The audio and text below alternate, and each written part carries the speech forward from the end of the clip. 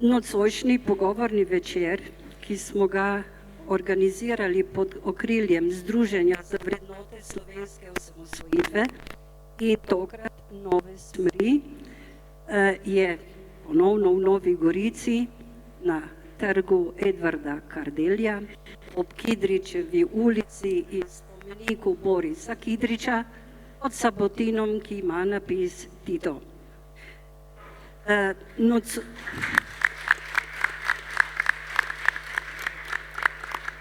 Nocoj bosta soočena dva pogleda na svet in vrednote. Na eni strani Zala Klopčič in Janez Marinko, oba mlada,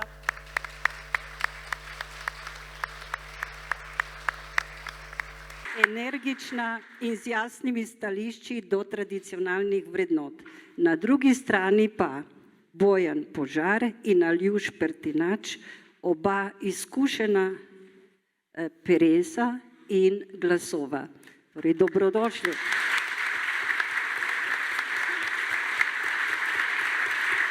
Pogovor bo vodila Sara Kralj, tudi iz Nove smeri. Torej, pričakujem oster, ampak tudi zabaven pogovor in da bomo izvedeli tekom večera, kaj obe mlado in starejšo generacijo povezuje in kaj ločuje. Prijeten večer.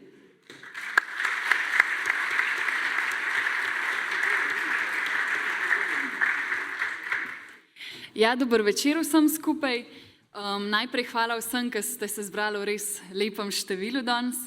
Jaz sem pa, tako kot je že gospa Vanda povedala, Sara Kralj, pa danes bom povezovala ta zanimiv pogovorni večer na temo, ali desnica lahko premaga goloba. Lep pozdrav obema sogovornikoma, Zali pa Janezu iz Društva Nove smeri. Nova smer, za tiste, ki še ne veste, je še ne eno leto staro društvo, ki mlade spodbuja k kritičnemu mišljenju pa odprtemu dialogu. Lep pozdrav pa tudi našima drugima gostoma, gospodu Aljušu Pertinaču in gospodu Bojanu Požaru. Zdaj oba sta izkušena govorca, vsak svojega področja, gospod Pertinač kot bivši politik pa politični komentator, gospod Požar pa kot eden najbolj znanih raziskovalnih novinarjev v Sloveniji.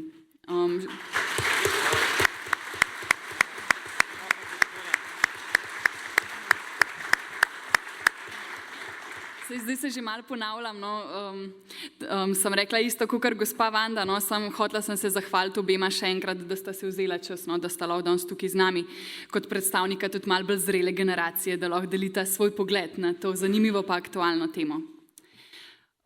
Smo v predvolilnem času, ko se začenja volilna kampanja.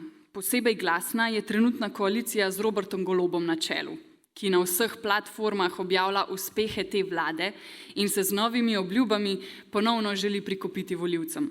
Zdaj na drugi strani pa opozicija opozarja na vse, kar je v naši državi narobe in se ravno tako zavezuje, da bo ona tista, ki bo izboljšala Slovenijo.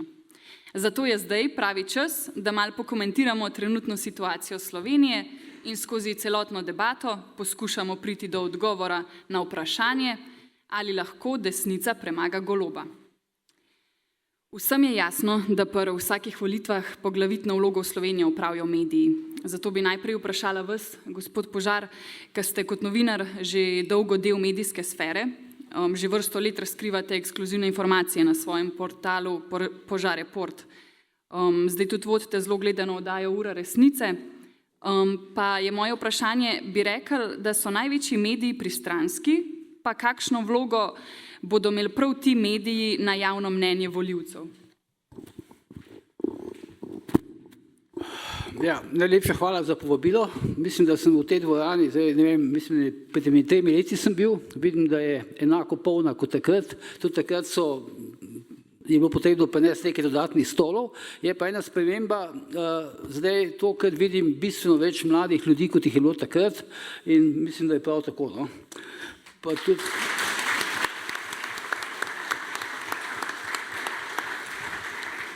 ker mi smo se 3 leta postavili takrat, no, tako da je fajn, da pridejo mladi. Ja. Ja, zdaj to vprašanje, ki si mi ga postavlja, ker smo rekli, da se tikamo, ne, zato sem te pač tikal, ja. To vprašanje, ki si mi ga postavlja, je razmeroma, je po mojem tako kar lahek odgovor, ne. Jaz bom skušal biti čim bolj enostaven.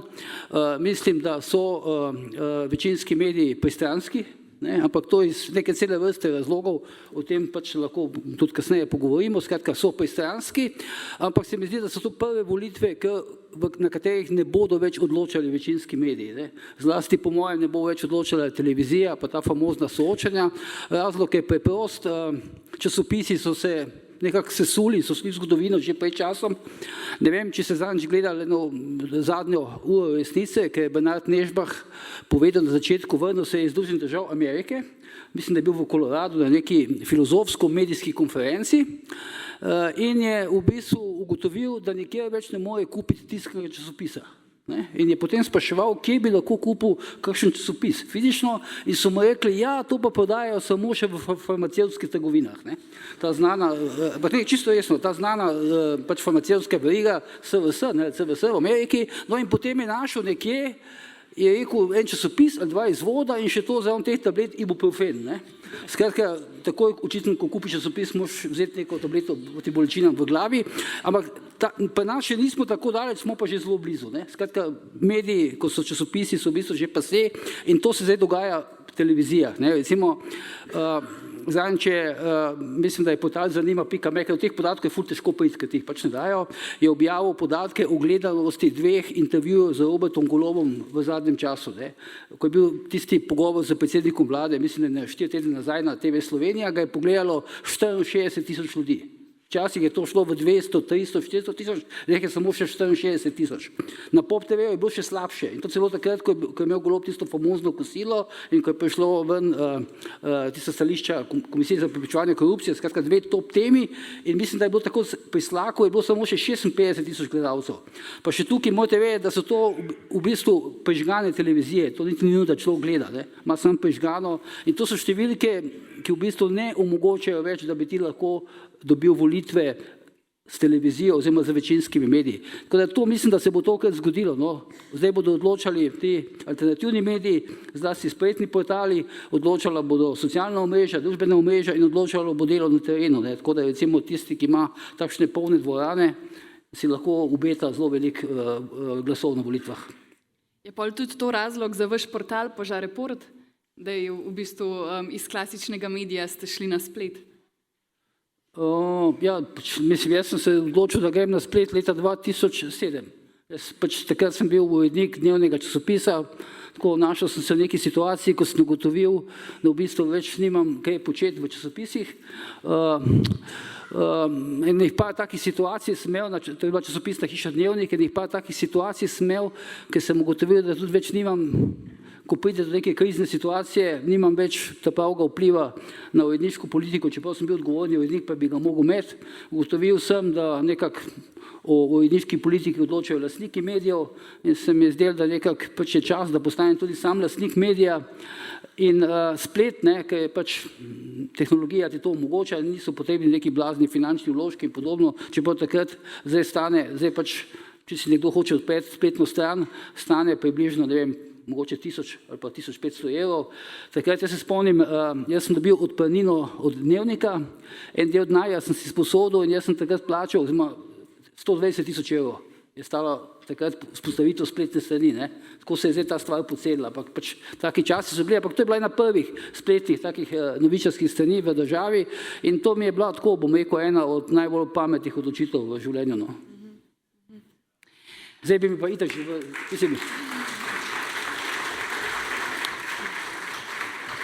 tudi če bi ostal na Dnevniku ali pa bi se pa mogoče vrnil na Slovenske novice, bi bil že davno odpuščen, tako da pač nisem okej.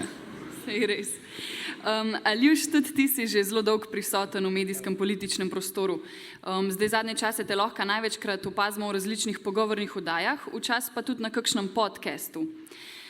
Bi ti rekel, da novi načini medijskega poročanja lahko konkurirajo tradicionalnim medijem in če s tem tudi nekako odpirajo slovenski medijski prostor, tako kot je rekel Bojan?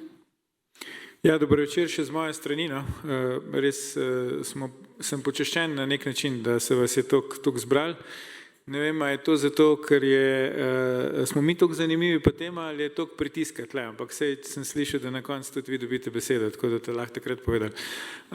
Ja, sigurno se spreminja svet, kot je rekel Bojan, spreminja se tudi pač svet medijev, spreminja se na kak način ljudje pridobivamo informacije. Jaz moram reči, da sem to spremembo na lastni koži najprej začutil ravno po zaslugi Bojana. Namreč že takoj potem, ko je on začel s tem svojim spletnim portalom Požar Report, je to postalo v bistvu obvezno jutranje branje za vse odločevalce. Ne?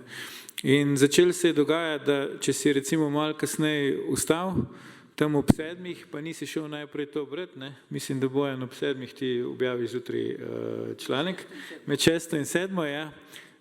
So že pisali pa klicali, a si bral, a si videl, ne? In tega prej recimo ni bilo. Ne? To je bila prva taka recimo znanilka, prva lastovka, da se zadeve spreminjajo, kar se klasičnih medijev tiče, posebej tiskanih, ki jih je Bojan omenil. Druga je bila pa ta, da seveda s pojavom spleta, spletnih medijev in družbenih omrežij se je izjemno poslabšal status osrednjih televizijskih informativnih oddaj. Ne? Praktično nihče več se ne informira ob 7 zvečer, ko so te na sporedu. Ne?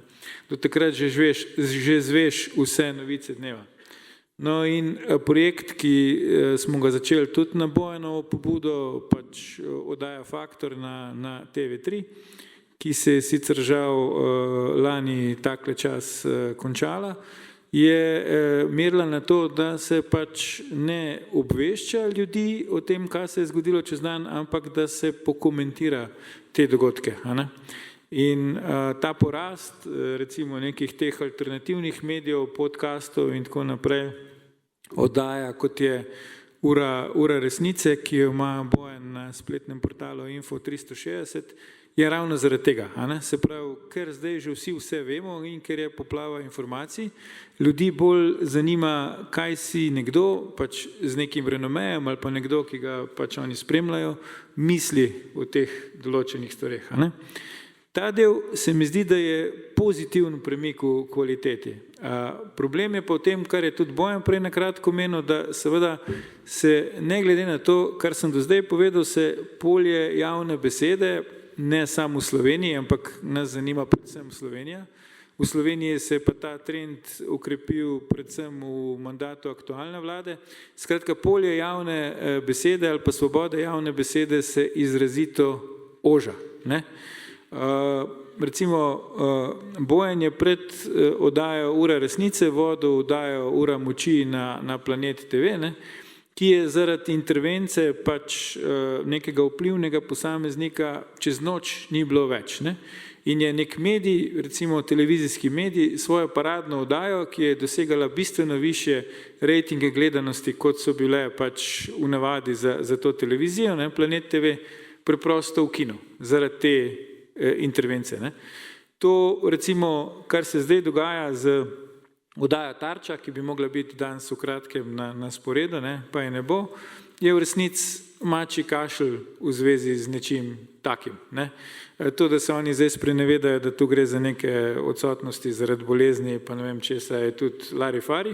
Je pa tudi res, da ustvarjalci oddaje Tarča, če so že mislili imeti tako temo, ne, ker bi naj razkrivali, ker je prišlo v javnost, kako soproga predsednika vlade pač kadruje na kmetijskem ministrstvu, če sem si prav zapomnil, je bilo malo naivno z njihove strani, da so to oddajo načrtovali tako rekoč na predvečer uradne volilne kampanje, ne? Ker razen če že vnaprej so hoteli, da se pač oddaja ne predvaja, ne? Ker zdaj je tako, da je volk sit in koza cela. Ne? Oni izpadejo lepi, vodstvo TV Slovenija pa tudi ne bo imel problemov, vsaj do 22. marca, ne? Ker te oddaje ne bo. Tako da jaz se strinjam s to oceno, ki jo je dal Bojan, da pač zdaj te novi mediji ali pa drugi nedominantni mediji bo imeli večjo vlogo na teh volitvah.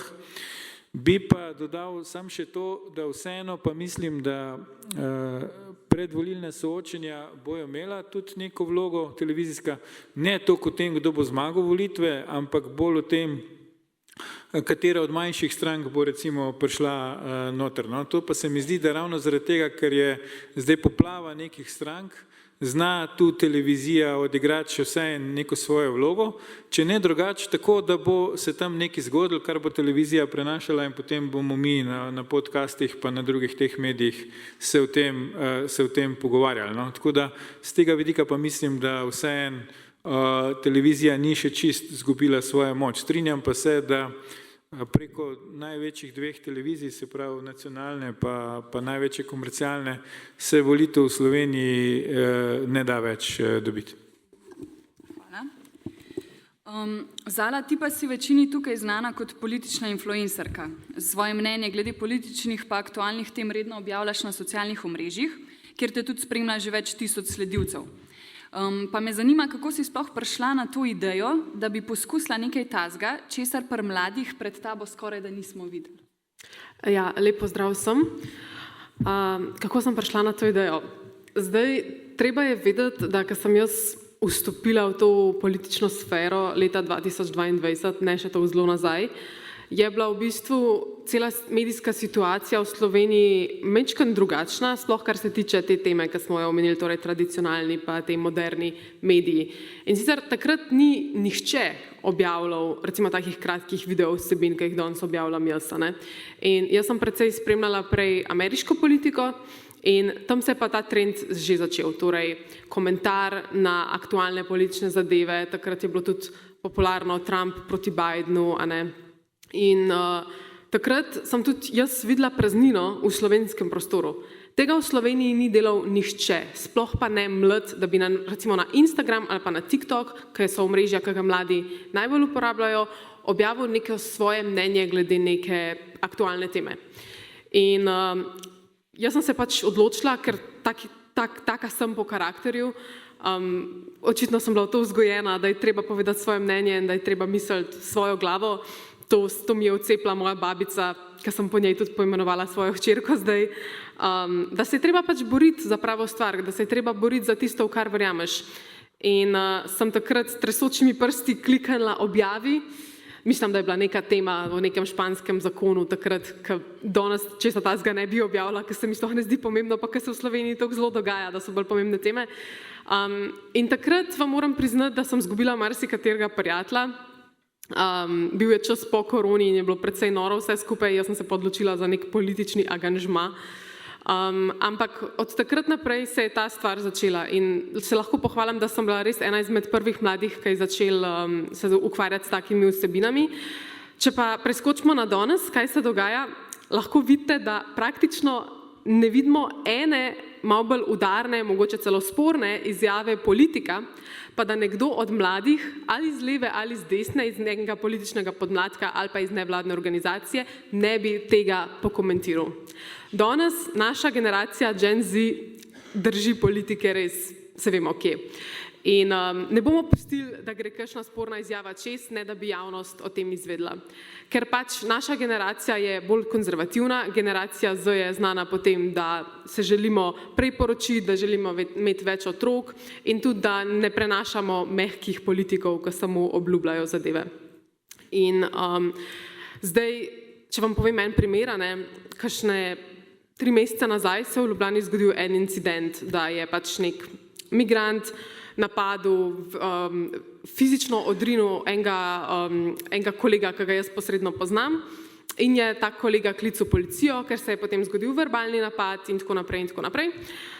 Potem se policija ni oglasila na 113 7 minut in potem so klicali 112, te so se oglasili, no potem je pa že prišla policija. In v bistvu so policisti potem rekli, da je treba ta 2 slovenska fanta, ki sta bila v tem konfliktu z migrantom na Viču, da bojo njiju kaznovali, če bosta delala sceno, zaradi tega, ker sta bila pol do njega žaljiva, ki jo je on fizično napadel po tem. No, in sem jaz prosila tega fanta za izjavo, dej, bomo to dali v javnost, bomo to obelodanili, kaj se dogaja. In je rekel, ma ne, nočem se izpostavljati, nočem biti povezan s kakšno stranko, čeprav se je on sam ful razburil glede tega incidenta. In potem sem mu jaz rekla, lej, potem pa ne bo nobene spremembe. In ravno to je tisto, kar hočem jaz vcepati mladim. Pri vsakmu posamezniku se začne sprememba. Če se ne bomo začeli oglašati, če ne bomo začeli govoriti o tem, da recimo se na delovnih mestih v javni upravi izvajajo nadlegovanja nad delavci, ki so mogoče pristaši določene politične opcije, če ne bomo začeli o tem na glas govoriti in če se bomo samo skrivali, nikoli v Sloveniji ne bomo upravili s tem. In ker se en posameznik ne more boriti z mlini na veter, sem se jaz odločila, da bom pridružila v svojemu mišljenju, k temu svojemu delovanju tudi druge in zato sem ustanovila tudi društvo Nova smer, katerega pripadniki smo danes tukaj in vse mlade tudi v občinstvu vabim, da greste potem tamle k naši mizi, pa da pogledate malo naše stvari, da se malo pogovorite z nami, se mogoče odčlanite, ker enostavno skupaj smo močnejši. In naš cilj je predvsem angažirati mlade, da postanejo aktivni državljani, da se začnejo ukvarjati s tem, kaj je pomembno v naši državi in da konec koncev tudi grejo na same volitve.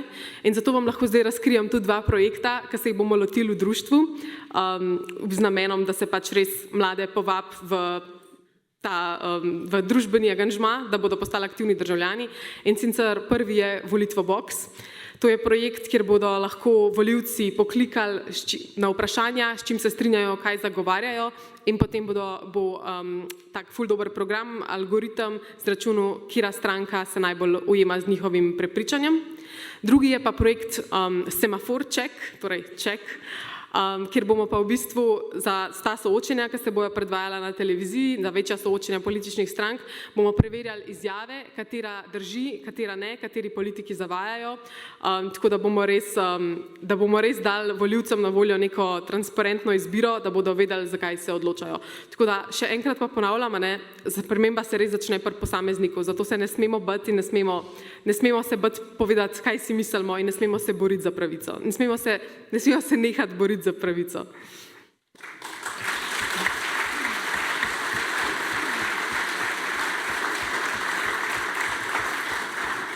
Tako da je vsak lahko influencer. Ja. Tako smo potem zdaj prišli do Janeza, ki je pa na socialnih omrežjih postal aktiven šele pred kratkim. In zdaj še mene zanima, kaj pa tebe prepričali, da tudi ti začneš s tem? Ja, zdaj dober večer še vsem skupaj v mojem imenu. Res je, tako kot je Sara rekla, jaz sem pred kratkim začel objavljati na socialno omrežje oziroma tudi svoje mnenje govoriti, malo bolj brez filtra. V bistvu Zala mi je tu zelo pomagala na začetku, je dala par dobrih napotkov, to sem jih hvaležen. Drugač pa, kaj je bil sam tako razlog, da sem začel to objavljati? Zdaj samega enega razloga ni, več dogodkov se je nabral naenkrat, ampak mislim, da kaplja čez rob je bila takrat, ko so umorili Charlie Kirka, se verjetno večina vas ga pozna, unika ne. On je bil zelo velik glas mladih v Ameriki, glas konzervativcev in on vse stvari, ki je govoril, jaz se z njemu strinjam 100%, v bistvu je povzel vse moje vrednote. Nekako kar nek ozornik, ki me je upeljal noter v politiko, ko sem jo začel spremljati že leta 2019-2020, ki je v bistvu imel zelo dobre debate z ljudmi, ki so bili na nasprotnem političnem polu. In on je bil umorjen, dobil je metek v vrat, zaradi tega, ker je govoril te stvari, ki verjame v njih. In v bistvu, zakaj pa on sploh zares umrl? Mediji so njega, samo zato, ker je bil na nasprotnem političnem polu, so ga skozi označevali za fašista, skozi fašist levo, fašist desno, on je skozi fašist. In itak, če 100-krat ponovite eno laž, bo v nekih glavah pol ta laž počasi ratala resnica. In v tej osebi, katera je umorila Charlie Kirka, on je imel v glavi, da je on fašist. On je tudi na metek napisal, pojej ta metek fašist. In ga je pol s tem metkom ustrelil. Tako da takrat sem si jaz rekel, ok, zdaj iskreno mediji so krivi, da je on umrl, mediji so našuntali toliko pa toliko ljudi proti njemu, čeprav on ni nič slabega naredil. Se pravi, take grozne stvari se dogajajo v politiki. Kaj se pol sploh še dogaja, kaj mi ne vemo? Naprimer, sploh na slovenskem političnem na slovenskem političnem parketu, kaj se dogaja sploh tukaj, kaj mi sploh ne vemo odzadaj, kakšne igrice se grejo, kaj šele na svetovnem nivoju. To sploh, iskreno sploh nočem vedeti, mislim, da bi kar zgubil voljo do vsega, če bi to vedel. Hkrati pa, jaz mislim, da so vsi politiki grejo malo take igrice, če povem po domače. Eni ste gledali serijo ta Game of Thrones oziroma Igro prestolov, no v bistvu to se igrajo vsi politiki na svetu, vsak se bori za svoj prestol, vsak da bo prvi, vsak da bo glavni, Nobenega pa ne zanimajo navadni ljudje, ki morajo vsak dan v 6 zjutraj vstati, pa iti, ne vem, v rudnik, na gradbišče, ne vem, na pošto delati ali pa tudi v pisarno, kamorkoli, dol jim visi za te mislim za te ljudi. No. In v bistvu, zdaj eni bojo rekli, da če hočeš kaj narediti v politiki ali pa če hočeš, da ti kaj rata, ali pa da kam prideš, moraš igrati te umazane politične igre, ampak jaz se s tem v bistvu ne strinjam. Jaz mislim, da ti lahko s transparentnostjo pa poštenim delom, pa v bistvu s tem, da ostaneš zvest sam sebi, daleč prideš, pa da dosežeš lahko veliko ljudi s tem. In na srečo imamo zdaj socialna omrežja, kar sem rekel, da se jih bom potem lotil, lih s tem namenom, da gre malo brez filtra govoriti, da opozarjam na vse napake, ki jih delajo naši politiki in da tudi kakšna stvar, ki je kontroverzno, je še vsem povem na glas. Zato, ker to iskreno res mislim. In zato sem se v bistvu tudi odločil iti v socialno omrežje. No. Pa te strah mogoče kakšnih negativnih odzivov, naprimer, da bi te tako izpostavljanje lahko stalo tudi kakšne službe? Ne, zdaj v bistvu, mislim, negativni odzivi bojo itak vedno, če se kadarkoli izpostavljaš, ampak to, da mi je bilo strah izgubiti kakšno službo, me iskreno ni, ker mislim, da ni službe na tem svetu, da bi me prepričala, da bi nehal objavljati na socialno omrežje ali pa da ne bi ostal zvest sam sebi ali pa da bi mogel neki s filtrom govoriti sam zato, da bi obdržal to službo. Zato, ker če ti ne ostaneš zvest sam sebi, si sam eden izmed mnogih oziroma en izmed mnogih 90 poslancev, ki jih mi sploh ne poznamo, ki sedijo danes v parlamentu, pa so en izmed 90 glavnih ljudi, naprimer v Sloveniji. Pa jih mi ne poznamo, ker se ne oglašajo, ker oni sledijo samo navodilom in so tam, da pobirajo poslansko plačo. Jaz to iskreno nočem biti in jaz hočem tudi, da se politika malo v Sloveniji prenovi in tudi nasplošno na svetu. In zato mislim, da če bi ostal vsak zvest sam sebi, pa da bi res zagovarjal to, kar so njegove vrednote, bi bil svet lepši. Tako da hkrati pa ne vem, no, nam je vsem na koncu enkrat sojen, če ne na zemlji, pa po zemeljskem življenju. Tako da ja.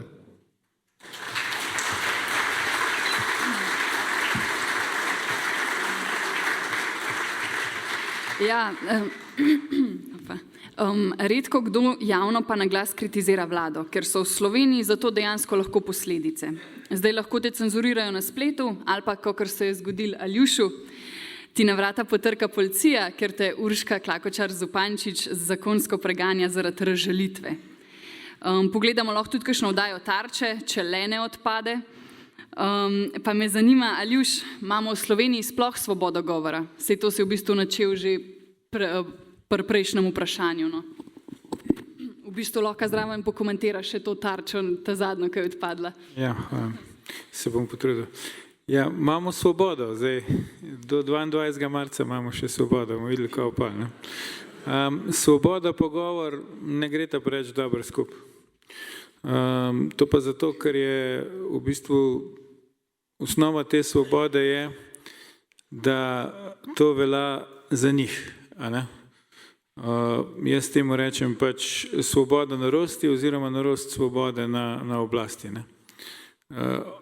Oni so na oblast prišli tako, da so dejansko izkoristili vse, kar se je dalo, kar se je pri ljudeh nakopičilo, takrat predvsem pač to pandemijo in pa ta anti-Janša sentiment, ki je v Sloveniji zelo močen. Ne? In mogoče bojo to prve volitve, kjer se zdi, da anti-Janša sentiment ni nujno, da bo odločil na teh volitvah. Ne? Treba še malo počakati, še prehitro po moje za tako oceno, da bi to kategorično trdili, ampak recimo, da bo to tako. Kar se tiče svobode govora v Sloveniji, je tako, da tisti, ki najbolj v besedah zagovarjajo svobodo govora ali pa ki imajo to na vrhu svojih političnih programov, največ storijo proti tej svobodi govora. No? Mene osebno, ki sem kot posameznik leve politične provenience, to zelo moti.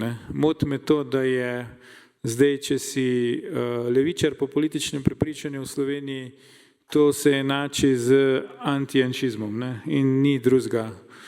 Samo to je važno. Ne? Se pravi, moraš biti proti Janši in edino, kar ponujamo, je anti-janšizem. Ne? Že dalj časa pokojni Stane Dolanc je enkrat rekel, v Sloveniji moramo biti na oblasti komunisti, ker če ne bomo mi, bo na oblasti nekdo drug. Ne? In v bistvu to smo zdaj mi prevedli v samostojni Sloveniji, v to, da pač moramo biti mi na oblasti, ker če ne bomo mi, bo Janša. Ne.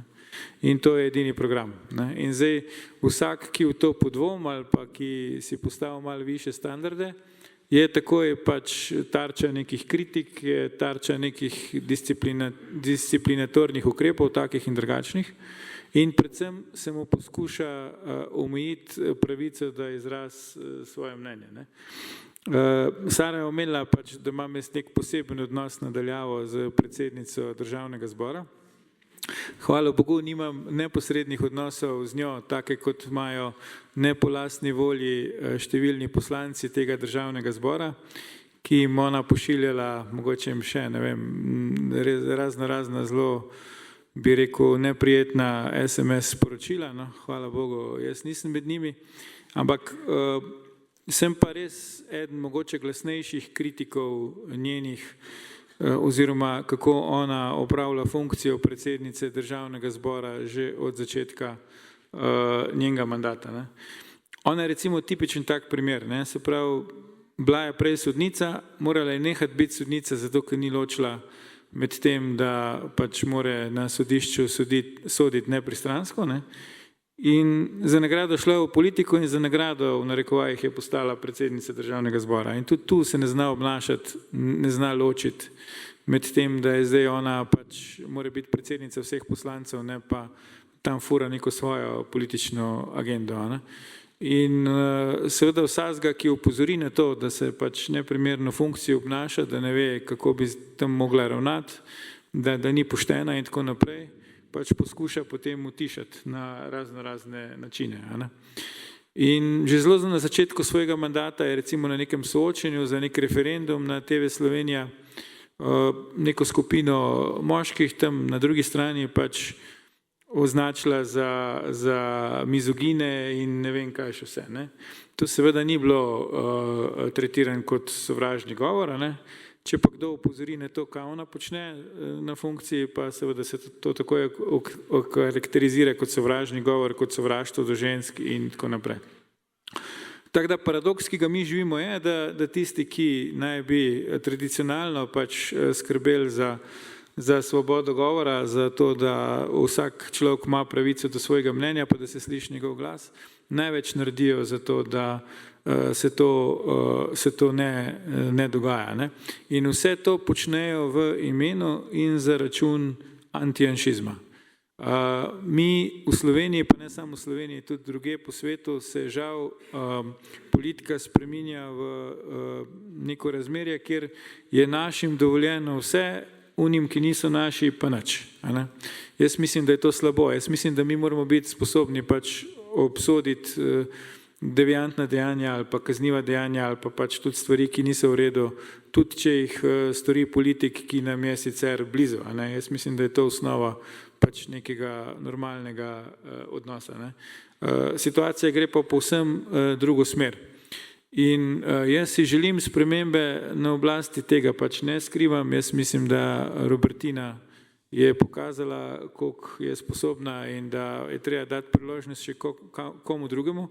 Se pa bojim, no, da je pri vsaki taki spremembi težava v tem, da je kurs zdaj tako zavil v eno smer, da tisti, ki bo poskušal popravljati ta kurs, bo v zelo veliki skušnjavi, da ga preveč v drugo smer spet popravlja. In spet bomo priča temu, v čemer smo zdaj, samo na drugačen način.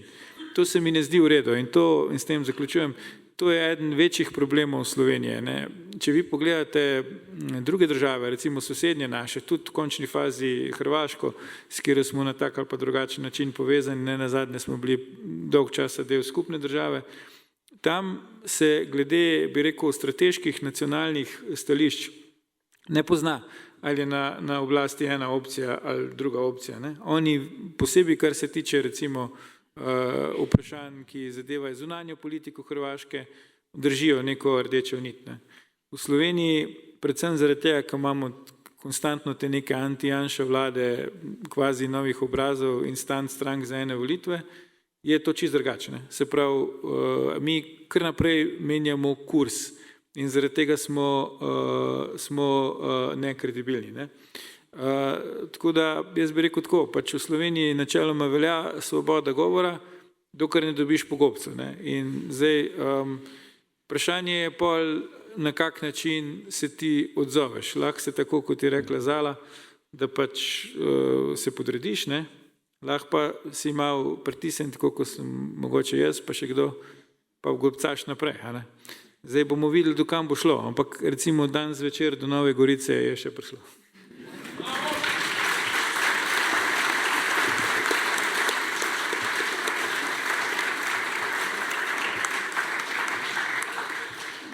O teh pritiskih bo verjetno znal tudi kaj več povedati Bojan kot novinar. Pa me zanima, si tudi ti že kdaj čutil kakšne pritiske, zdaj Aljuš je omenil, so ti ukinili oddajo na Planet TV-ju, mogoče že pred tem, kdaj? Ja, mislim, dobro, takšne cenzure, kot se mi je zgodila na Planetu, še nisem občutil. To je pač tako, vse tudi po mojem,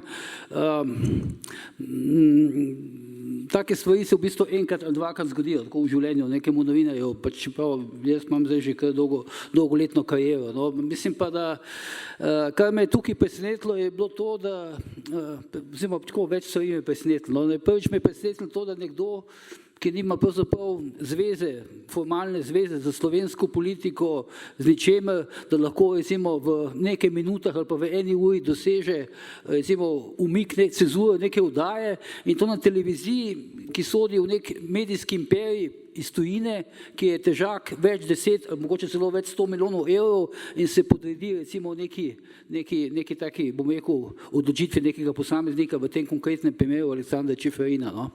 Zdaj, jaz sem slišal, da je pač, mislim, jaz nimam zdaj dokazal o tem, da je temu res bilo tako, ampak to sem pač slišal ljudi, ki pač nekako so, bom rekel, povezani s tem, pa involvirani v te stvari, da je Aleksandar Čeferin to speljal preko lastnika te mađarske OTP banke v Sloveniji in sicer tako, da je lastnik te mađarske banke, lastnikom Planet TV, se pravi Mađarom, to je mađarska televizija, zagrozil, da bo umaknil vse oglase OTP banke v Sloveniji in na Mađarskem, mislim, da v nekem znesku 2 ali 3 milijonov evrov. In to je bila, bom rekel, cena za tale umik te oddaje.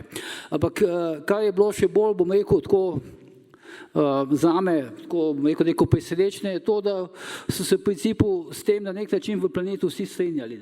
Nihče recimo od ljudi, ki bi lahko, mogoče ne bi mogel čisto preprečiti recimo te cenzure, ampak lahko bi vplival, da bi se malo zakompliciralo, pa bi se mogoče stvar zavlekla, pa bi se potem kasneje pomirila, pa tako dalje, ampak ni bilo v bistvu dobenega glasu. Pač velika večina ljudi je tam sklonila glavo, bili so tiho, ni bilo dobenega upora.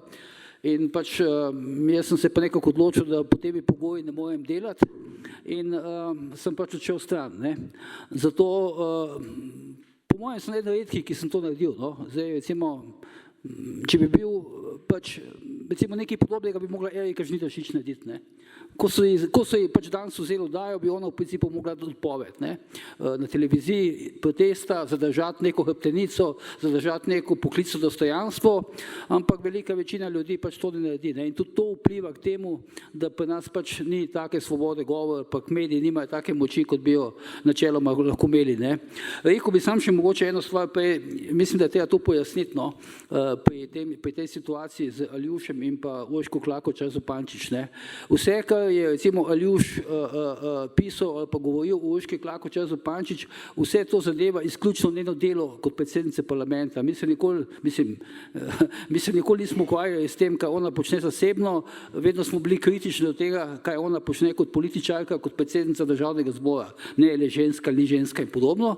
To je ena stvar in druga stvar, ona se ni odločila, da bo kazensko tožila Aljuša, kar bi bilo recimo še nekako sprejemljivo. Pač nekdo se je počutil žaljenega, pa recimo vloži neko tožbo in potem poskuša pač na sodišču zmagati. Ne, ona je na njega poslala policijo. Mislim, takega primera jaz, bom rekel, v Zahodni Evropi, v Evropski uniji ne poznam. Ok, vsak ima pravico biti prizadet, ne vem kaj, vloži tožbo, zahteva odškodnino in podobno, ampak ona je na njega poslala policijo. Njega ne preganja Urška Klakočar Zupančič, Aljuša preganja policija, zato ker ga je nanj naščuvala Urška Klakočar Zupančič. Mislim, takega primera ni.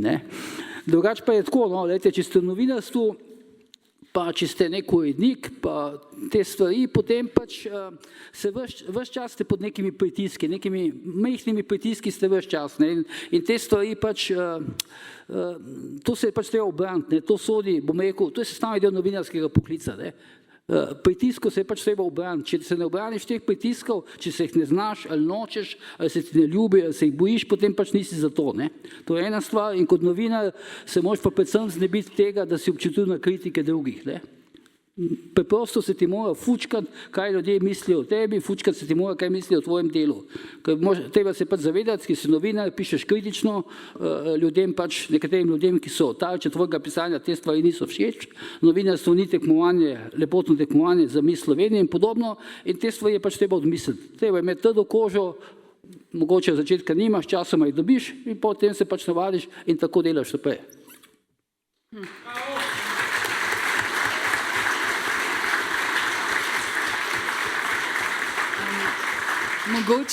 Mogoče samo še vprašanje, če bi ti Pop TV ponudil oddajo, da jo vodiš, bi sprejel?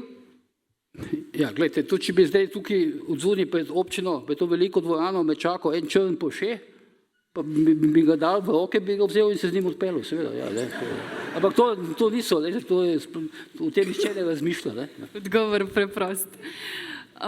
Okej. Janez, tudi ti pa spremljaš bolj zunanjo politiko tudi, no? Pa bi lahko potegnili kakšne vzporednice glede svobode govora tudi s kakšno drugo državo, a imamo tak problem, ki sta ga opisala Bojan pa Aljuš, samo v Sloveniji? Ja, zdaj svobodo govora je tako, ne? Redko kera država na svetu ima čisto svobodo govora. Naprimer, če že pogledamo na vzhodu, imamo Rusijo pa Kitajsko, ki sta orang take striktne, naprimer ti tam ne moreš govoriti karkoli tako proti vladi, brez da bi bil kaznovan.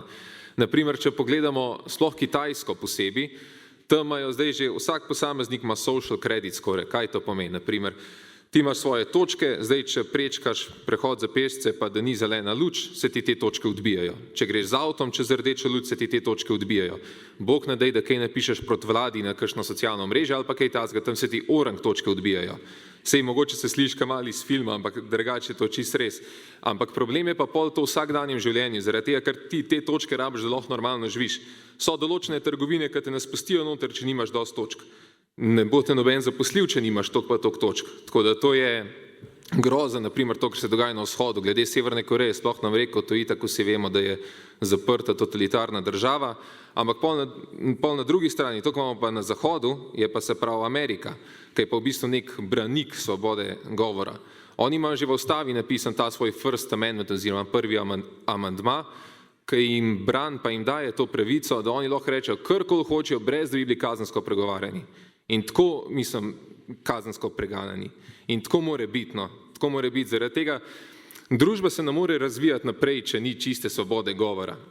Zato, ker to je nujno potrebno, da si mi lahko izmenjujemo mnenja in tudi pol, da koga kdaj pograjamo, tako kot tudi naprimer Aljuš, predsednica državnega zbora, a ne.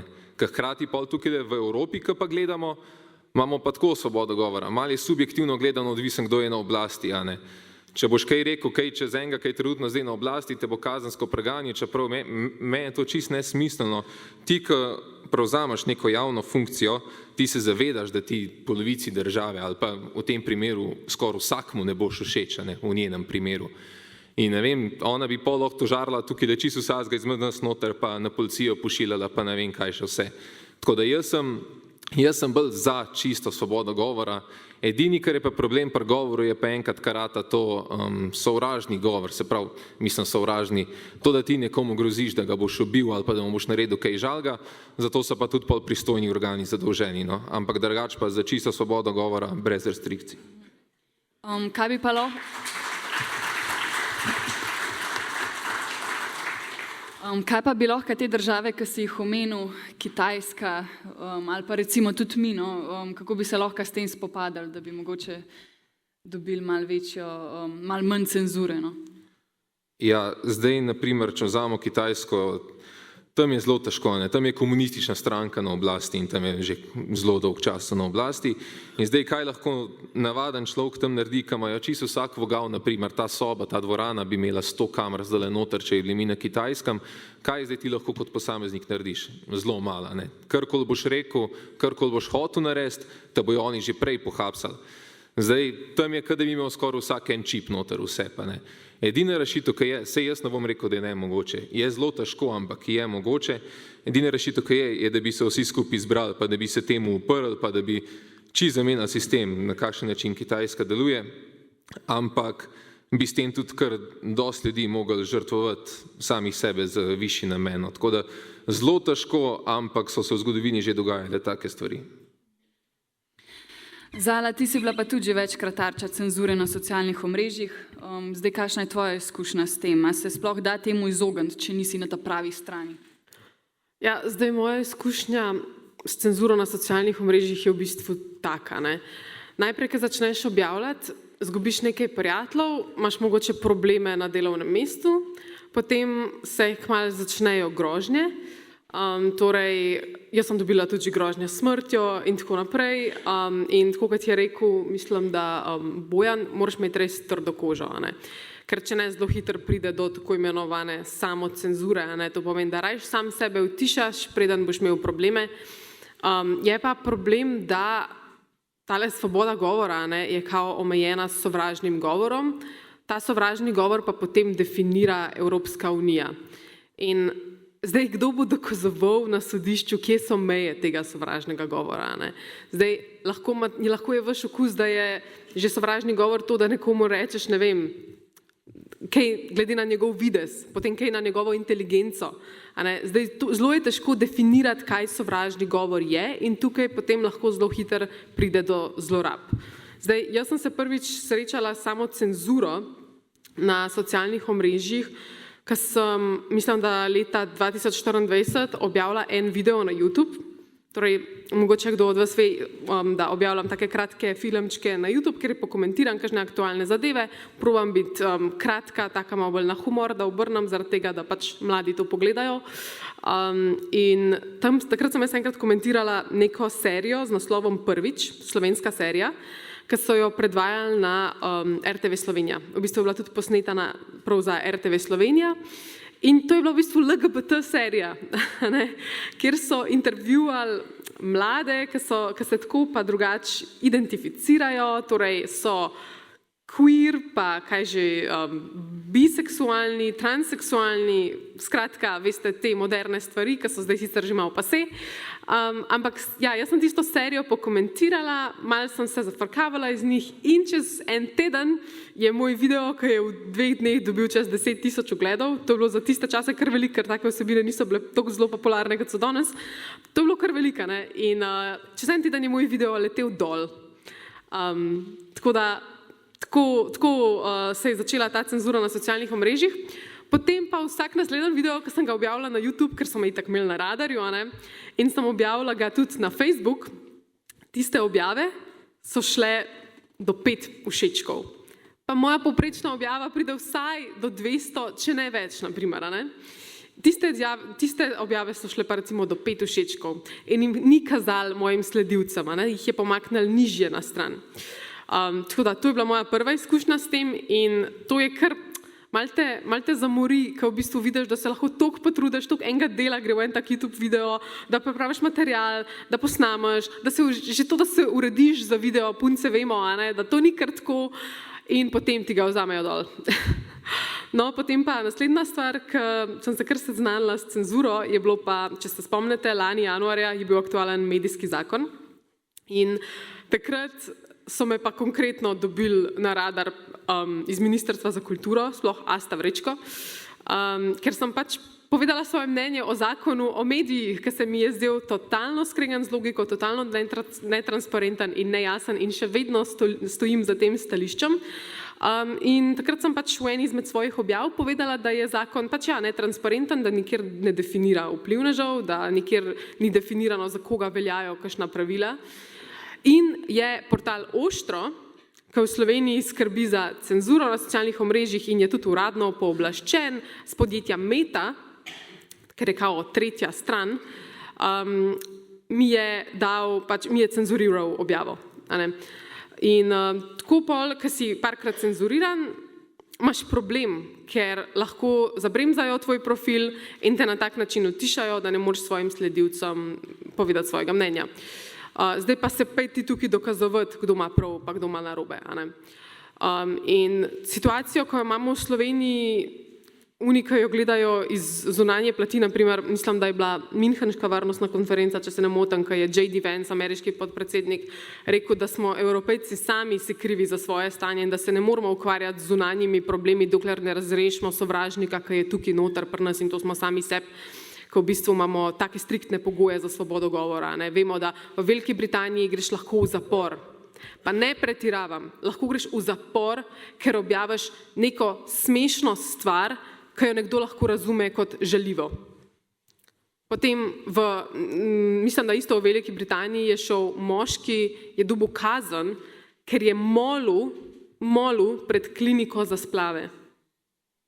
V taki Evropi živimo. A ne? In kaj lahko naredi posameznik, smo se prej pogovarjali. Ne smemo dovoliti, da se samo cenzuriramo. Če vam zdaj povem en primer še, ki ga v bistvu prvič komentiram zdaj v javnosti in verjeten, bo danes o njem poročal 24 ur zvečer, pa Dnevnik, ali pa 24 ur, pač navadno vdajo ob 7. RTV, skratka, mi smo imeli zdaj eno afero, afero, iz ničesar smo naredili afero.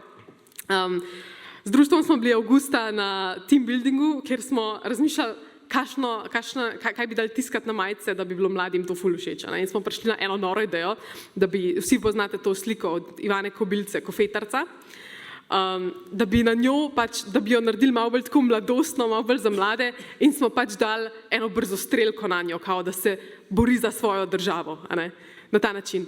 In s tem nismo mislili nič žaljivega ali pa spodbujati k orožju. V bistvu je bila to fora, parodija, ker imajo mladi radi tak humor in smo dali to na majice in majice so bile pravi hit. Vsi so jo hoteli. In potem je to zvrtel novinar Mladine.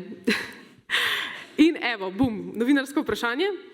In seveda nismo odgovorili, ker takim medijem, ki dajo take naslovnice, resno odgovarjamo, ki so praktično trobila levice, podaljški. No, in potem je novinar iz Mladine kontaktiral lastnika original slike. Mi smo vedeli, da je drugač fotografija v javni domeni, ker je od smrti avtorice Kobilce minilo že več kot 70 let in zato smo to majico tudi uporabili.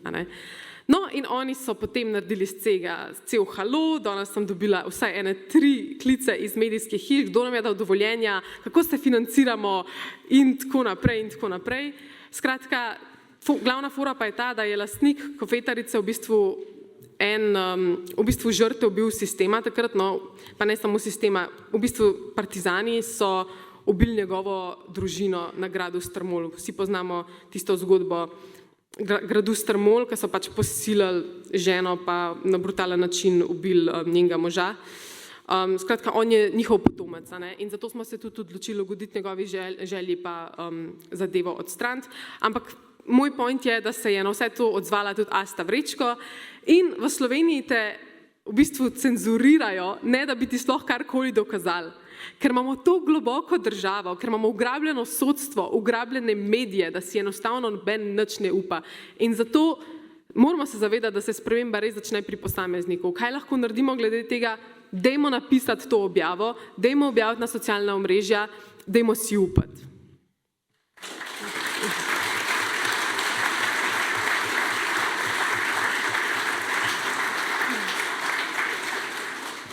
No, na srečo se volitve hitro bližajo, ampak v tem predvolilnem času pa nas vladajoča koalicija želi prepričati o vsem dobrem, kar so do zdaj storili, pa obljubiti, da bojo v novem mandatu popravili še vse tisto, kar si vsi želimo.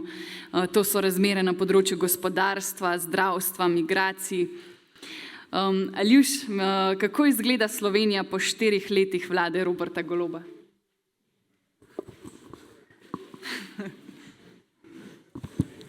Zato je najboljše, da preberete knjigo Bojana Požarja, Gospod Natek in fenomen Robertina. In manjši del tam not je tudi moja zasluga. Ampak zdaj pa zares, ne za hec, ne. Neverjetno je, da to, kar je Bojan uspel, se pravi, na 800 straneh popišeš mandat v bistvu enega predsednika vlade oziroma zdaj kar že predsedniškega para. To je res fascinantno, ne, v eni Sloveniji. To človeka, ki že prej ni bil nepopisan list papirja, ampak to, kar je njemu uspel zdaj, recimo, da je te standarde, ki že prej niso bili visoki in so se skozi v bistvu so se nižali, ne, je on spravil res na nivo, ko se vprašaš, kdo dejansko nam vlada. Ne v tem smislu, a so neki centri moči odzadaj in tako, to so povsod, to niso samo v Sloveniji, ne, ampak da tudi tisti, ki je formalno na funkciji, v resnici je tam mogoče pa ni, ne. Jaz sem zdaj, imam rad te neke nove izraze, sem spet en nov izraz glede tega skoval. Mi imamo nazivnega predsednika vlade, ne, in pa imamo nazivno predsednico državnega zbora, imamo tudi nazivno predsednico republike. Zdaj, predsednica republike pa predsednik vlade biznisirata z državo, ki jo vodita, ne. Predsednik vlade je sploh za kakšen Harvard Business School naredil poslovni model, kjer sam sebi prodaja elektriko po ceni, ki jo sam določi, ne. Firmo je sicer zdaj uradno prepisal na hčerko, ne dolgo nazaj je doraslo, in poslanki njegove stranke, Tamari Vonta, ne, ki pač vodi neko preiskovalno komisijo v parlamentu, prek katere se je lotila tudi Bojana, ne, mislim, z antropološkega vidika je fajn, če si pogledate, se to verjetno še kje obstaja v kakem arhivu, če druga ne na MMC RTV-slo, tista zaslišanja, ki jih je ona tam vodila, ne, tudi recimo, ko je bil Bojan tam. Jaz sem to takrat gledal, ko je bilo, to je fascinantno. Skratka, Tamari Vonta ni problem, da Robert Golob sam sebi prodaja elektriko. Tamari Vonta ni problem, da ima predsednica republike firmo, ki posluje z državo, da podjetja njenega soproga posluje z državo. Je pa blazen problem, da ima Janez Janša sina, ki je nek programer in je groza vseh groz v 2 letih dobil 130.000 evrov od medija, ki je v posredni lasti enega paradržavnega podjetja, ne. Tamari Vonta ni problem, da je njen soprog pač zasebnik, ki ima tudi koncesijo v zdravstvu in je par milijonov zaslužil na ta račun od države, ne. Ko je bila s tem soočena, kako to zdaj ona preganja dvoživke v zdravstvu, njen soprog je pa tudi dvoživka, je rekla, da on edina poštena dvoživka, ne. To zdaj spominja na tisti vic, ne, imate probleme z lodožerci, nimamo, včeraj smo zadnjega pojedli, ne. Skratka, to je ta nivo, ne. Sej upravičeno se smejimo, ampak, a veste, to so najvišji predstavniki države, ne. In potem imamo predsednico državnega zbora, da je ne bomo delali krivice, ona sicer za neke hude biznise ni, ne, pač piše neke pogrošne romane, pa tisto pa malo prodaja prek svoje funkcije. Predvsem pa je v zvezi uradni zdaj s človekom, s katerim je najprej bila v poslovni zvezi, ne, ki je izgledala tako, da ga je plačevala za to, da jo snema, ki je kar naenkrat postal ne reden gost, ampak reden sodelujoči na vseh praktično državnih proslavah, ne. Zdaj pa v bistvu v drugem delu njune zveze, ko pa očitno je ta poslovni moment je šel bolj v zadje, pa ta osebni bolj stopil v spredje, pa ona kot neka, ne vem, seniorska grupika zdaj njemu sledi po teh vaških veselicah, kjer pač ta njegov rock band zdaj trenutno igra, ne. To je v bistvu slika, ki jo daje Slovenija v svet, ne. In Robert Golob je nevaren ne zato, ker ga ne zanima funkcija, na kateri je, ker blage veze nima, kaj bi on sploh počel Slovenijo, ampak je nevaren zato, ker je pokazal, da ne glede na to, še zmerom človek ima šanso, da če že ne zmaga volitve 22. marca, pa saj dobi toliko glasov, da bo sestavil vlado. Ker v prejšnjih teh iteracijah, ne, poskusih teh instant strank novih obrazov za ene volitve, na naslednjih volitvah so vsi neslavno propadli, ne. Recimo, če gremo po vrsti, prvi tak primer je bil Zoran Janković, ne, je zmagal volitve 2011, na naslednjih volitvah, predčasnih volitvah 2014 se ni uvrstila njegova stranka v parlament. Ne. Je potem prišel Miro Cerar, ki je zmagal tiste volitve, ko je bil Janez Janša v zaporu. Na naslednjih volitvah njegova stranka dobila sam še 10% točk. Ne. Potem je prišel Marjan Šarc, ki je že na prvih volitvah dobil 12,6%, samo na naslednjih volitvah se njegova stranka ni uvrstila v parlament. Ne. Zdaj imamo pa Roberta Goloba, ki je na prvih volitvah dosegel podoben rezultat kot Miro Cerar, še malo boljši.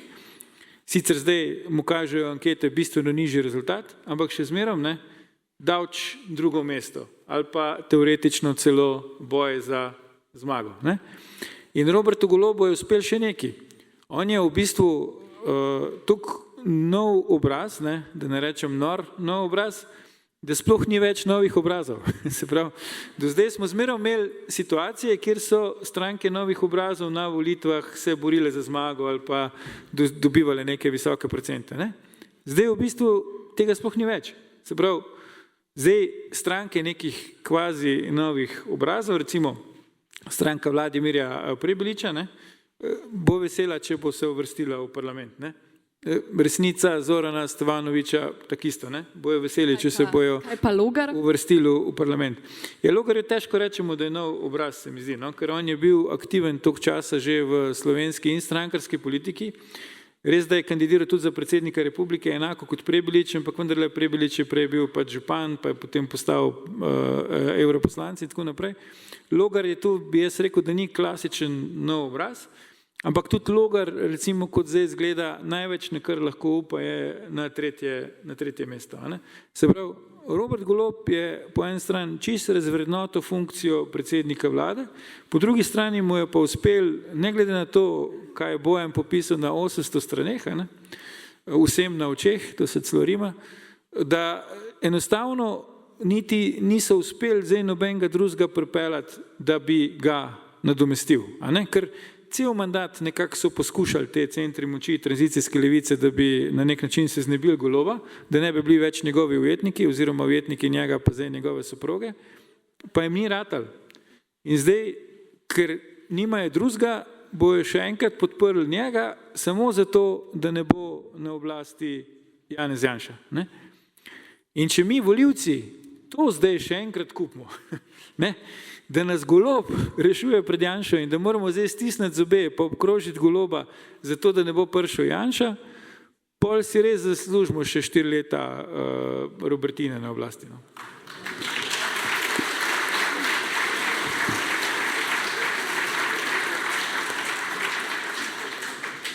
Zala, kje pa ti vidiš največje napake te vlade?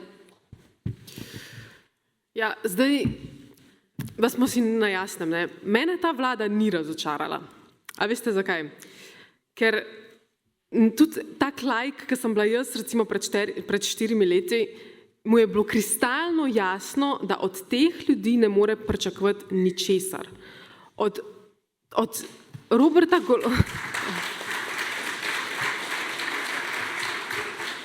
od nekoga, ki je že mislim, da so bila predvolilna soočena takrat leta 2022, on je obljubil ljudem, da bo zvišal davke. On je povedal, da ne bo ohranil zakona o dohodnini iz Janševe plače, ki bi eventualno prinesel do zvišanja plač. On je povedal, da tega ne bo naredil. In vsem ga je volil 400.000 ljudi. Torej, mene ta vlada res ni razočarala, ker od nje ni bilo nič za pričakovati. Ampak se je pa držala obljub. Ja, se je. Čeprav pa nam je dala božičnico, tako da ne, hec.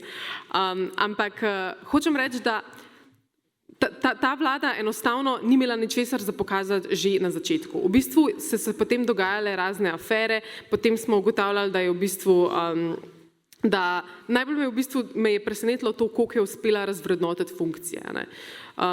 Tako kot smo že omenjali, predsednica državnega zbora, kaj je ona naredila iz parlamenta, to je absolutno noro. In zato res pričakujem, da naslednja vlada, ki pride na oblast, da bo naredila spremembo in da bo naredila nekaj za mlade. Ena izmed stvari je, da se nazaj vzpostavi urad za demografijo, ki ga je ta vlada uničila, in namesto tega naredila Urad za integracijo migrantov, imam prav? Ja. Torej, dobili smo Urad za integracijo migrantov, namesto da bi se ohranil urad za eno izmed najbolj pomembnih stvari v naši državi, in to je rodnost, demografija, nataliteta. Ker za koga konec koncev se bomo borili, kot za naše otroke, naše prihodne generacije. Zadnjič sem gledala na Safariju, če gledate mogoče Petra Mršeta pa Mirko Majerja, da je Peter Mrše je izjavil, da moramo pač uvažati tujo delovno silo, da se s tem moramo sprijazniti, pač da nas v Ljubljani postrežejo v angleščini in da nam optiko pridejo napeljati Indijci, ki ne govorijo slovensko, zaradi tega, ker če ne, se bo pač znižil naš BDP. Halo, jaz se s tem niti približno ne strinjam. Meni je vse za BDP, če jaz si želim, da mi Slovenci ohranimo tukaj svoje ljudi. Pa nič nimam proti tujcem, ki pridejo sem legalno, pa tukaj recimo, ne vem, se res asimilirajo naše okolje, naučijo slovensko, ampak, dragi moji, naši otroci so tisto, kar je res pomembno. In zato je to ena izmed stvari, ki si res želim, da bi jo naslednja vlada vzela kot prioriteto. Potem tudi, da bi delala na šolskem sistemu.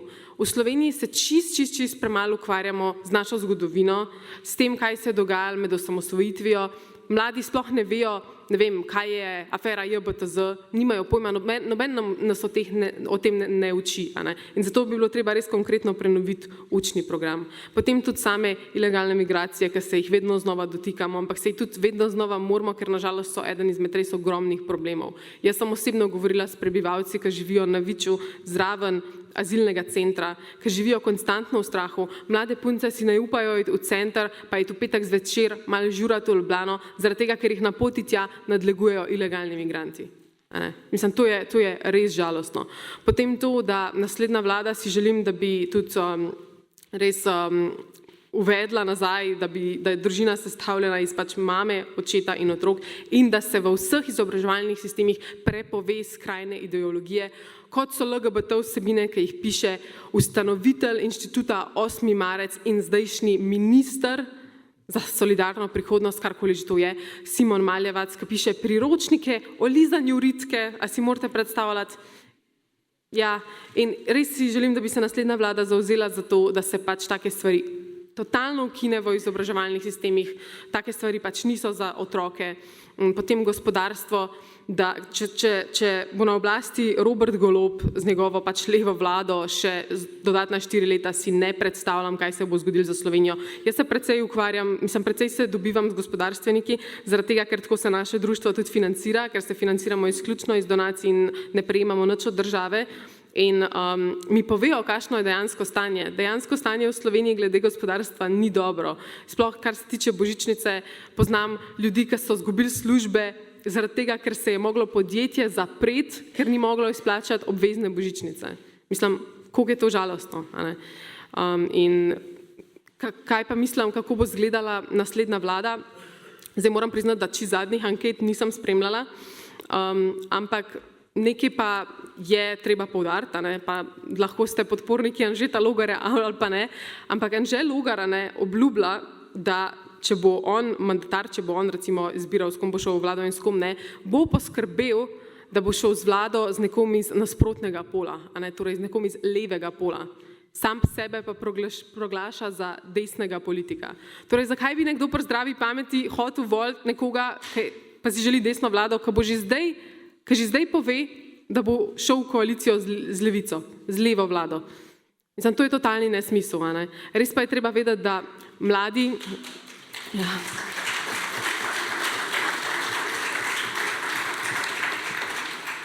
Moram vam pa še nekaj povedati glede naše generacije. Generacija z res ne mara mehkih politikov tipa Anže Logar, Vladimir Preblič, pa lahko pojejo celo znanje tega sveta, lahko so res naštudirani, ampak mogoče na srečo, mogoče na žalost, mladi bolj palijo na malo bolj populistične politike danes. In tak primer je recimo Zoran Stevanovič. On obvlada sceno, pa mi niti malo ni simpatičen, ne me narobe razumeti, ampak morate se zavedati, kakšni pristopi so v bistvu nam mladim mečkan bolj blizu. On s svojimi socialnimi omrežji, s svojimi bizarnimi izjavami v bistvu je precej prepričljiv. Potem Borut Pahor, če bi se on danes vrnil na slovensko politično sceno, bi jo zdominiral. Tako da jaz res upam, da nas marca da nas marca čaka ena taka desna zmaga, da bo SDS sestavilo vlado združeno NSI. Ne vem, sicer nisem prepričana, kako se bo Logar odločil, a bo šel zraven v vlado ali ne, ampak mislim, da si Slovenija še 4 let Roberta Goloba, Robertine res ne more privoščiti.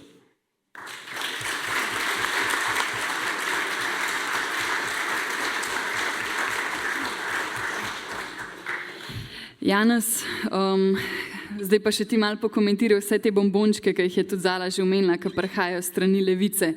To so božičnica, dvig minimalne plače, dodatni prosti dnevi, praznikov, ki padajo glih na vikend.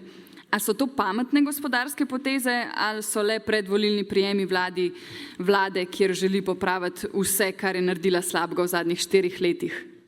Zdaj, kar se tiče teh potez, to sigurno niso bile pametne gospodarske poteze, ampak najprej, da razčistimo, kdo je sploh delal te poteze. Levica se je zelo dobro spogajala z Golobom. Golob je hotel imeti močno koalicijo in Levica je komi noter, da je prišla v parlament in se je spogajala za skoraj toliko ministrskih stolčkov, kolikor ima pa poslancev. Se pravi, to je za njih ogromen uspeh, za Slovenijo pa je itak podan, sploh da so noter v parlamentu, to je prvo. Ampak pol pa še, da imajo oni, se pravi, te ministrske stolčke, ki gledajo na gospodarstvo, čeprav so oni najbolj antigospodarstvo usmerjeni, se pol pokaže takole. Se pravi, najprej božičnica. Oni so dali obvezno božičnico vsem podjetjem, tudi privatnikom. In odkje je zdaj podjetja, se pravi, sploh privatniki, če ne dobijo noter več ekstra denarja, kako ne ga zdaj oni razdelijo nujno, se pravi, božičnico čisto vsakmu, da jo dajo. Božičnica je ponavadi nagrada za dobro poslovno leto. Če je bilo dobro poslovno leto, jaz poznam veliko direktorjev, ki bi z veseljem dali. Če pa ni dobro poslovno leto, iz kje naj dajo. Tako kot je Zala prej rekla, pol bojo pa nekoga odpustili ali pa bojo, ne vem, malo zmanjšali plače, čeprav zdaj, če gremo pa zdaj spet na drugo stvar, je pa ta nujen dvig minimalne plače, ki ga je Levica skozi želela, Oni so takoj in na polno dvignili orang, se pravi to minimalno plačo, in zdaj spet podjetja postavljajo v težko situacijo. Kaj naj zdaj naredijo? Vse, kar so imeli prej na manj, morajo zdaj dati na več, denarja pa ne vem, iz kje bojo dobili. In to je zraven božičnice, se pravi, 2-krat so jih, po domač povedan, zjebali. Pol pa takole, zdaj ena podjetja se bojo zaprla, druga podjetja bojo šla v tujino in kaj smo mi zdaj s tem naredili? Plus, še pol vsi ostali zaposleni, ki pa niso imeli minimalne plače, jih je dost zdaj na minimalni plači. Ali pa tisti, ki imajo povprečno slovensko plačo, 1300, 1400 evrov neto, ki imajo, njihova plača je danes veliko manj vredna zaradi tega, ker je vlada dvignila to minimalno plačo. Zakaj? Zato, ker podjetja bojo mogla zdaj podražiti svoje izdelke oziroma storitve, da bojo lahko to pokrili nazaj, ker bojo mogli dati več ven. In zdaj Unka ima 1300, 1400 evrov neto plače, on bo svojim denarjem lahko manj kupil, kakor je pa prej. Da v penzijah sploh ne bom razlagal. Penzije, ki so 500, 600, 700 evrov, to pa sploh ne moreš že danes preživeti. Tako da...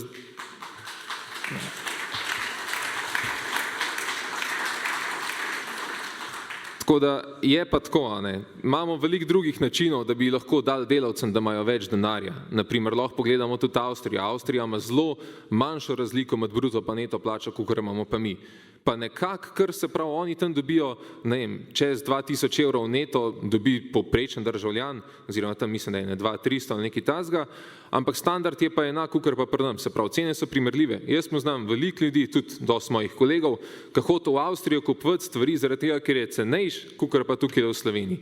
Se pravi, gor imajo višjo plačo, standard je, se pravi, enak, kakor pa pri nam, oziroma nekje še nižji, kakor pa pri nam. Se pravi, lahko bi se mi od njih nekaj naučili, to je prvo, ali pa nadaljujemo naprej takole z Levico, tako kot smo šli zdaj, pa darimo nazaj v socializem. Ker kaj je cilj Levice? Da imamo čisto vsi isto, da smo vsi revni, pa na koncu smo še odvisni od države. In jaz ne vem, kdaj smo se mi začeli bolj na te davke zanašati, pa ne vem, kaj vse, kakor pa na svoj lasten zaslužek in na svoje lastno delo. Jaz sam upam, da pri naslednji vladi, da bojo tudi, ne vem, ljudje, ki bojo zasedali ta mesta, se pravi, kar se tiče gospodarstva, da bojo bolj sposobni, ne morejo te ministerske stolčke zasedati ljudje, ki niso imeli dneva delovne dobe v privat sektorju. Zdaj, jaz mislim, da je to blamaža na državni ravni. Tako da res močno upam, da bojo naslednji kandidati bolj kvalitetni oziroma bolj kvalificirani. Kar se pa tiče praznikov, tako kot si rekla, je pa tako, zdaj oni grejo, to je pa čisti bombonček, kar se tiče teh praznikov, ampak jaz bi jim sam ta vprašanje postavil. A bi oni naredili dela prost dan, če bi rekel, da mora biti dela prost dan na svete 3 kralje? Verjetno, da ne, ne bi to pa takoj zavrnili, tako da spet dvoličnost levice.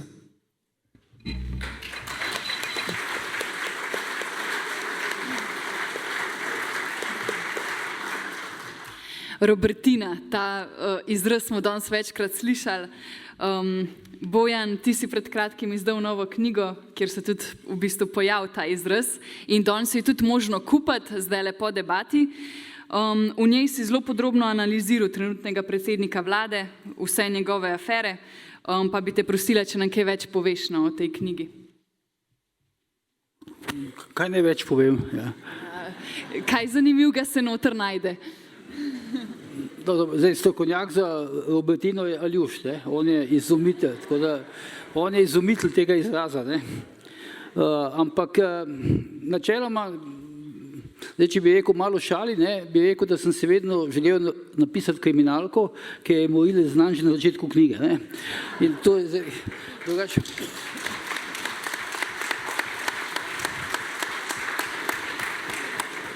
Drugač pa odločil sem se v principu, tako bom rekel, čisto iz nekih 2 razlogov. En je bil zasebni, ker sem si pač zdaj nekako sem ocenil, da je 50 leti sem napisal zadnjo knjigo z Igorjem Umezo, to biografijo Melanije Trump in tako pač dobil sem nek občutek, da bi pač mogel spet napisati eno knjigo, ne, tako je bil za me neki izziv in pol, ko sem malo gledal, se mi nekako je bil pač Robert Golob nek logični izbor, ne. Zakaj? Ne? On je na nek način je res svojevrsten fenomen te slovenske politike, ne? To, ki je nekaj novega prinesel, zdaj pač imamo lahko o tem svoje mnenje, ampak res je veliko nekaj novega, to je blazen, tako bom rekel, neki izziv, ne? Za novinarja, ki piše.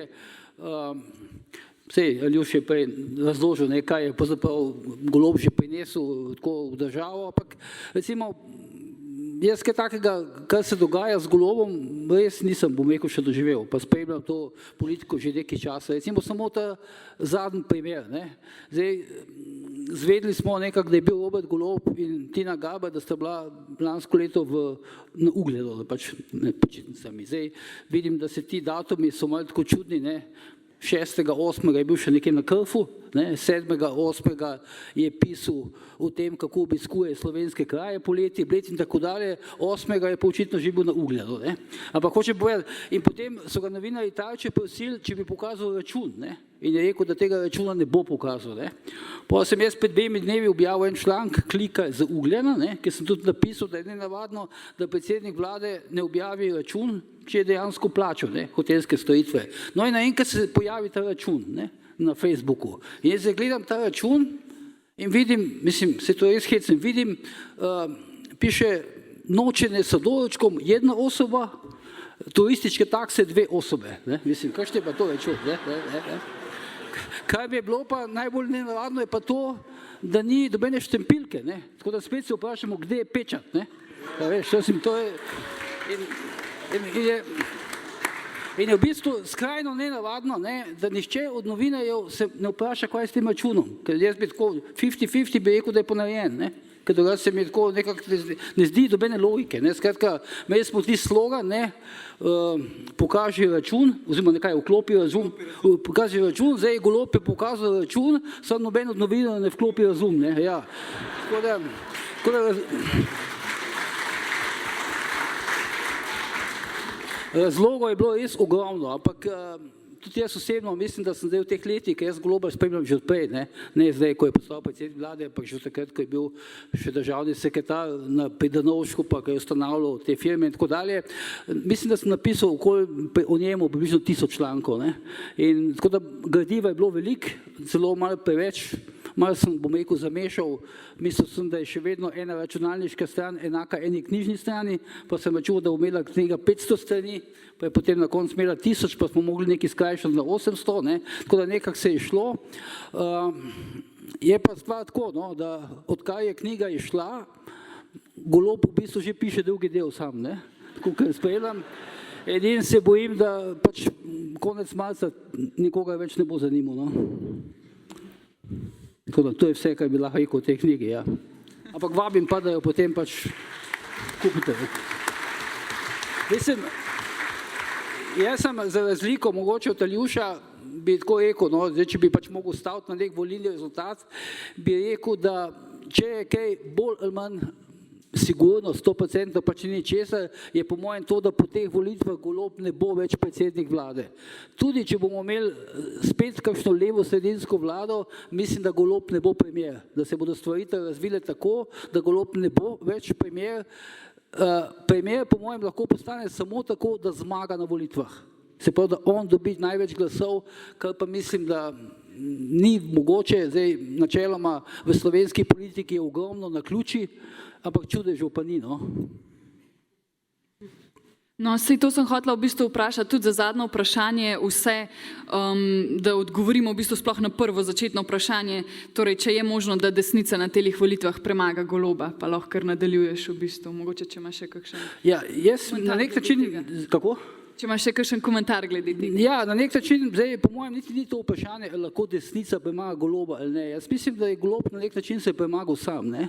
Ker to, kar se je pravzaprav dogaja, on je imel res ogromne možnosti, imajo 41 poslancev, lahko bi naredil čudo, ne. Bila je taka klima, potem, ko je pač bil konc tega covida, pa pol Slovenije, po ne vem kakšni logiki je mislil, da si je covid zmislil Janša in tako dalje, ne. V glavnem, vse možnosti je imel, da je nekaj naredi, pa v principu ni naredil ničesar, ne. Ampak res ničesar, razen da je seveda na nek način ta elita poskrbela, da se je fajn živela, da je fajn se imela. Mislim celo, da so dobili občutek, da so to neke službe za nedoločen čas, ne. Da je pravzaprav Golob, ki je ves čas bil v genu, večji del javnosti ga ni poznal, naenkrat je postal čez noč predsednik vlade, ne da bi karkoli, tako kot je Aljuš povedal, napisal, dosegel karkoli zelo pomembnega v življenju, in on je to verjetno vzel to kot neko službo, ne, pač postaneš predsednik vlade, dobiš novo spremljevalko, imaš avion na voljo, uresničuješ sanje, greš na Dončića gledati na tekmo, potem greš, ne vem, na otvoritev prenovljene Notre Dame, tam se skriješ pred WC-jem, čakaš, da pride mimo Trump, ne, skočiš nanga, ne, mu daš roko, se slikaš, se nekaj sliniš, ko prideš v Slovenijo, pa rečeš, kako je hudo v Ameriki, ker je Trump in podobno, ne. To je pač se nekaj mu dogajalo, ne. Vidimo, kako je v tem parlamentu, mislim, vidimo po televiziji, kako se nekje stepejo v parlamentu, v Turčiji, v Srbiji, mogoče tudi v Italiji, ampak nihče pa nima predsednice vlade, ki bi dvigovala krilo, ne, pa kazala noge poslance, pa tako dalje. Tako da, hočem reči, tako so vzeli to politiko, ne, in to se nekako že, kako bi rekel, po neki karmi se je to moglo ustaviti, ne. Tako da po mojem tukaj ne gre za vprašanje, ali bo desnica premagala Goloba ali ne bo, tukaj za vprašanje, ali so slovenski volivci še pripravljeni enkrat kaj takšnega izvoliti, kot imamo zdaj, no.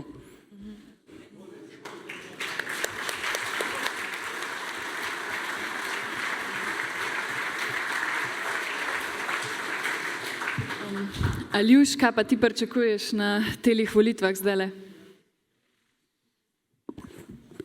Jaz sem se navadil, ker sem že tudi kar dosti star, da je fajn zniževati pričakovanja, zato da si potem bolj pozitivno presenečen, no.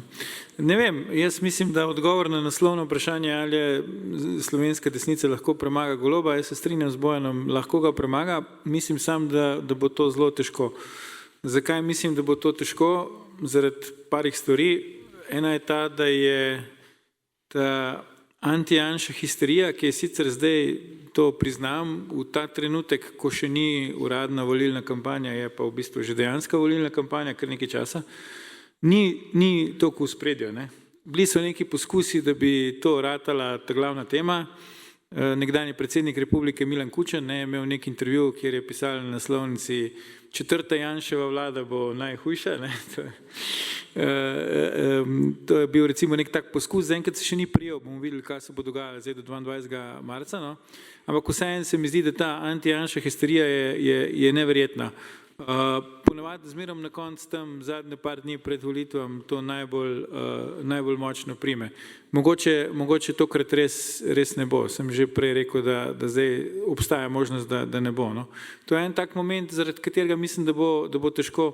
Drug moment, zaradi katerega mislim, da bo težko, je to, da je, veste, Golobu je uspel, da je dejansko uničil vsako možnost pluralizma znotraj dominantnih medijev, ne v smislu, da bi dali enak prostor ali pa saj karkoli prostora pač opoziciji, ne, aktualni, ampak tudi, bi rekel, promocije teh drugih strank, ne, tega anti-Janša političnega tabora, tranzicijske levice, ni razen v funkciji tega, da bi omogočili Golobu še eno vlado. Ne. Skratka, to je neki, se mi zdi, moment, ki ga do zdaj nismo tako močno imeli, ker pri prejšnjih, recimo, ko sem prej opisal te poraze, ne, teh instant strank za ene volitve, na naslednjih volitvah so tudi dominantni mediji imeli neko določeno vlogo pri teh porazih. Ne. Zdaj se mi zdi, da edino, kar še drži Goloba ali pa Robertino preživljaj, je to, da je ta slika teh dominantnih medijev je res monolitna. Ne. Mogoče en eklatanten primer tega, da ne bomo sam o Golobu, je pa zelo indikativen. Poleg mene sedeči na desni strani Bojan Požar je pač prvi slovenski javnosti razkril, ne, da tedanji vodja poslanske skupine Socialnih demokratov Jani Prednik ima en zelo zanimiv odnos do žensk, konkretno do svojih pač zasebnih partnerk, ne, kar očitno zdaj smo dobili tudi neke vrste potrditev strani policije, skozi kazenske ovadbe vključuje tudi neko besedno nasilje, zasledovanje in tako naprej. Ne. In to je on objavil, nič se ni zgodil, potem pa ne vem koliko Bojan, par tednov, 3 tedne, 4 tedne zatem, je pa nek drug, 14 dni zatem je pa nek drug medij, ne, objavil enako to, kar je objavil Bojan Požar in je to postala prva novica vseh dominantnih medijev. Vabili so to urednico tega medija v oddaje, kot so Odmevi, da je tam razlagala, kako je njim uspelo, da je to razkrila, to skrivnost, za katero prej noben nič ni slišal. 14 dni potem, ko smo mi lahko vse prebrali, recimo v tem na Požar reportu. Ne? In ni trznala urednica tega medija, niso trznali vsi drugi mediji. Ne? Se pravi, po domač povedan, lagali so. Ne? In ponosni so bili na to, da so lagali in verjetno, ne vem kdaj, Društvo novinarjev Slovenije podeljuje pač nagrade, zdaj si lahko tisti medij obeta, da bo ena 4-5 nagrad pobral, ker je to grozno skrivnost razkril. Ne? Zdaj spet, ne? Na nek, bi rekel, umestni čas, ni še to sodni epilog, je pa umestni čas, ne, te ovadbe, spet Bojan Požar objavi na Požar reportu, ne, jaz čakam naivno, čeprav sem star, sem še zmerom naiven, kako bo pa zdaj to vendarle, ne, spet glavna novica na vseh medijih, tema, ne, tišina, ne vem, ni še 14 dni, mislim, da ni minilo, ne, tako da, ne, zdaj lahko čakamo, ali bo spet isti medij, ali bo kjer drug, ne vem, to žrebajo, ali kako se zmenijo, kjer bo zdaj odkril to, kar je že nekdo drug objavil, ne, in bomo spet videli, a je to zdaj ali ni, ne.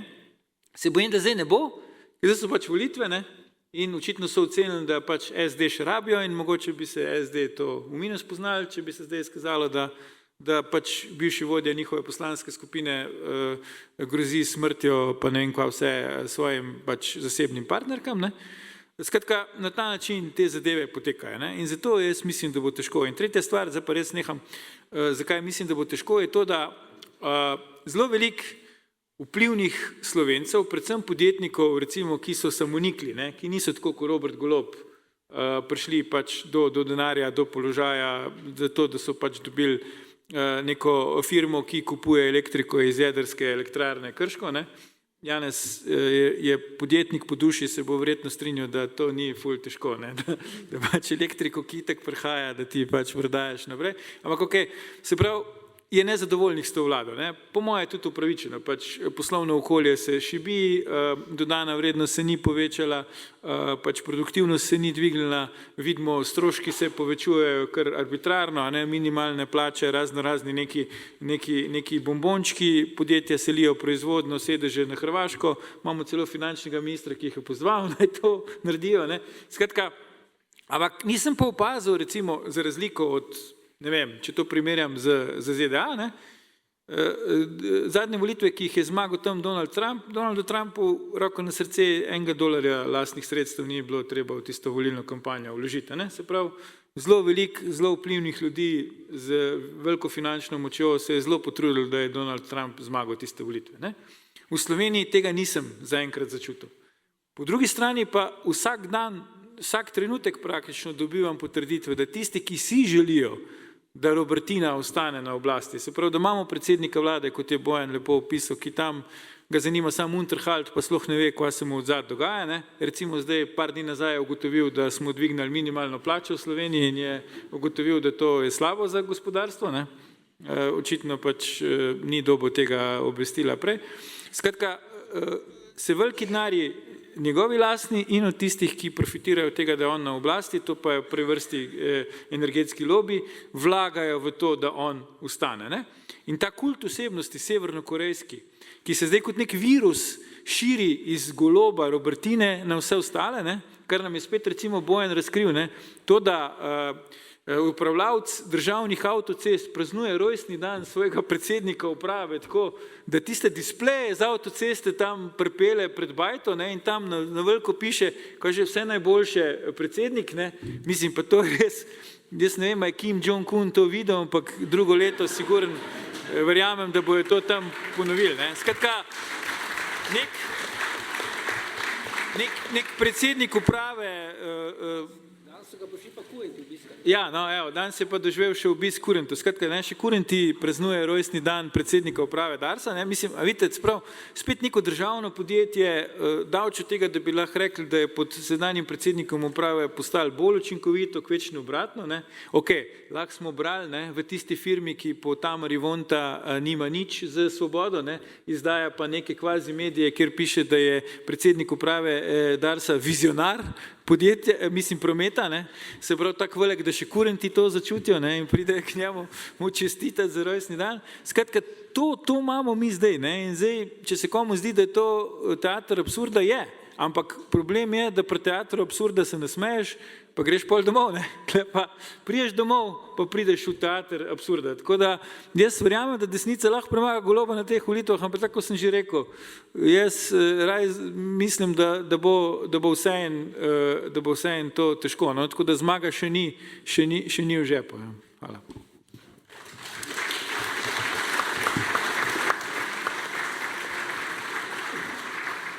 Evo pa bom zdaj, Janez, tebe malo drugače vprašala. Kakšno vlado pa bi potrebovali?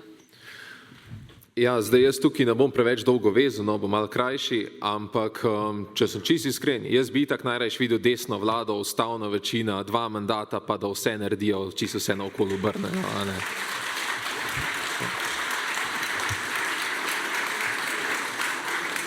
Slovenijo bo kakorkoli se to sliši, čeprav se sliši, da je tako nemogoče, ampak jo bo treba ful zrevolucionizirati. Evo, se sem prav rekel. No, tako.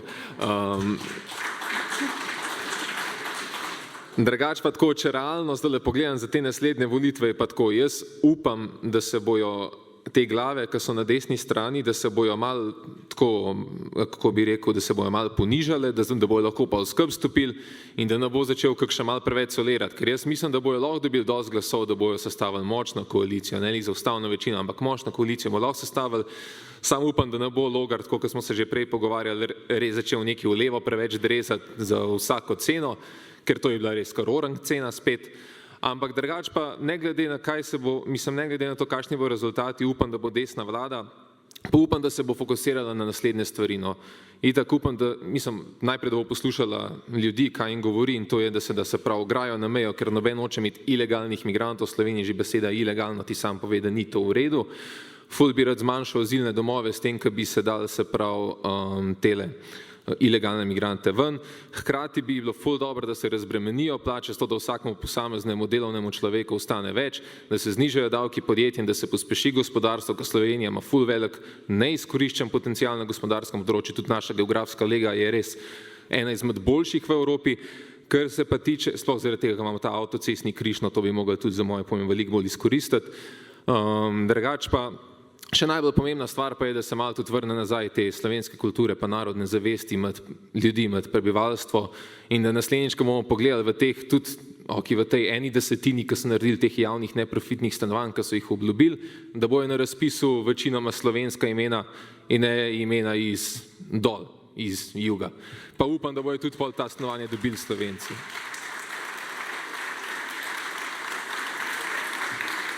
Tako da ja, upam, da bojo Slovenci pod novo vlado prioriteta v lastni državi. No. To je to.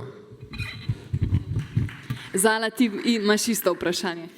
Ja, jaz sem po naravi zelo optimistična, ampak vidim, da ne to kot Janez. Zdaj, jaz mislim, da ali desnica lahko premaga Goloba. Mislim, da lahko, ampak vprašanje je, ali lahko desnica sestavlja dovolj močno vlado. Tega si se že ti dotaknil. Ker, če pogledamo recimo prejšnjo Janševo vlado, ni bila spet toliko zelo močna, ne? Ni imela toliko spet zelo močne večine, da bi lahko dejansko naredila nekaj res, izpolnila svoje obljube, naredila res neke konkretne spremembe. Ampak nažalost laiki, naprimer tisti, ki se znajdejo potem pod komentarji, pod objavami, tega ne vejo, in potem očitajo, ja, saj bil pa Janša na oblasti, pa ni naredil tega, pa ni naredil unga. Ja, dejte v roke politikom moč, da lahko rešijo zadeve v naši državi. In potem še en problem pa je, vse smo optimistični, vidimo rezultate anket, ki kaže dobre procente, kaže na zmago SDS-a, ampak se spomniš, kako pa zgleda povprečen volivec?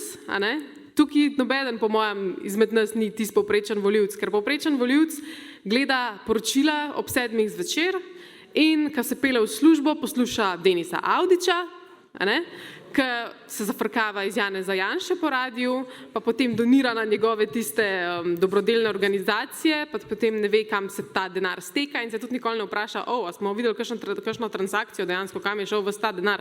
Ne.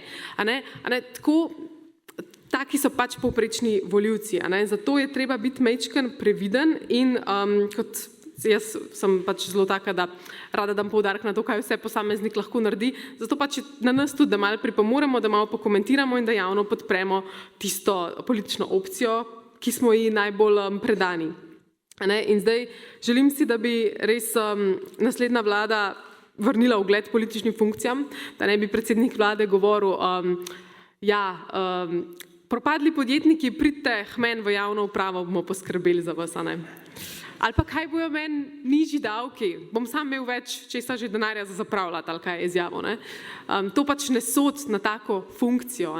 Potem, da ne bo tako imenovana prva dama, ker prva dama sploh ni, Tina Gaber, da ne bo delala take sramote Sloveniji, izgledano iz zunanjosti, ker recimo vemo, kaj je počela v Beli hiši, ker je naredila cel svoj oseben vlog, pa kako se je pred kratkim sama objavila v Melanijo, v bistvu njeno brz je sfotoshopirala v Melanijo Trump in potem obtožila vse, ki smo to komentirali, da smo gargamelovci. Take stvari pač res ne sodijo na najvišje točke politične v Sloveniji, na najvišje pozicije.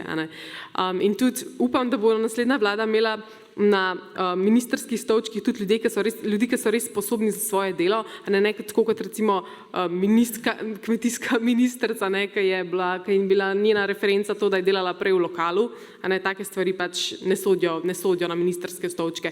Mislim pa, da bodo letos imeli mladi predvsej večjo težo pri izidu teh volitev, večjo kot recimo prejšnja leta, zaradi tega, ker smo se začeli zelo angažirati in zanimati za zadeve. In tudi, če kaj spremljate, politični podmladki so zdaj res prestavili v naslednjo predstavo. Podmladek SDS-a se mi zdi, da po mojih informacijah, da podira rekordne številke, da imajo že več kot 3000 članov in vsak mesec se odčlanjuje po 100 novih, veste, kakšne številke so to za politiko. Potem tudi recimo NSI podmladek predvsej dobro dela pod vodstvom Tomažina, za podmladek od demokratov, iskreno sploh ne vem, kaj se tam dogaja.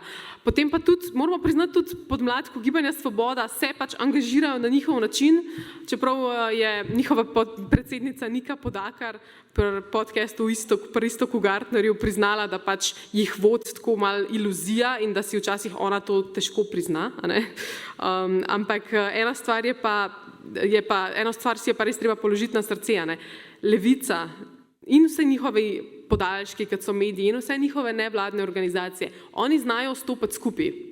Oni se združujejo svoje stranke in potem se uspejo pribiti v parlament, če se pa komu ne uspe, ga pa itak za ministra dajo pol. In tega pa na tem pa desnica ni tako zelo dobra. Tako da tukaj se morajo politične desne stranke, desno-sredinske stranke imajo vse nekaj za naučitno. Lahko vam pa obljubim, da bomo mladi sploh v našem društvu naredili res vse, da bomo čim bolj povečali volilno udeležbo med mladimi in jih tudi usmerili v neko racionalno politično opcijo, ki bo res vrnila Slovenijo nazaj v normalnost.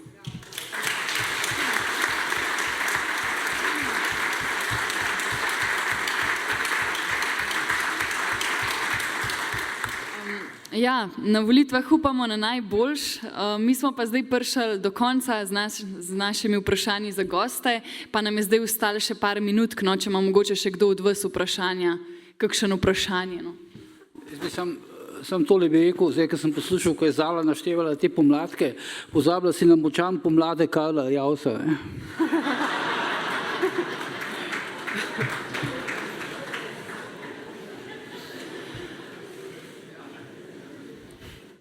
Da še malo se nasmejemo. Ne? Zadnja seja državnega zbora, ki je bila, ne, in so bila zastavljena vprašanja Golobu, ne, in pol si je on posnel video v avto. Če kdo gleda, ne, in je rekel, dal sem jim Boga. Upam, da damo mi njemu Boga 22.3. Ja. In še eno vprašanje me zanima. Jaz upam, da zmaga desnica. Tudi če bo Logar zdraven, mislim vse, da je pogled na gospodarstvo zdrav. In zanima pa me, a je lahko naše ustavno sodišče in ta cirkus, ki je bil zdaj z neizvolitvijo Krčmaverja, lahko ovira in bo metalo to ustavno sodišče polena pod noge novi desni vladi, če bo. Kdo bo odgovoril? A boste mogoče vidva?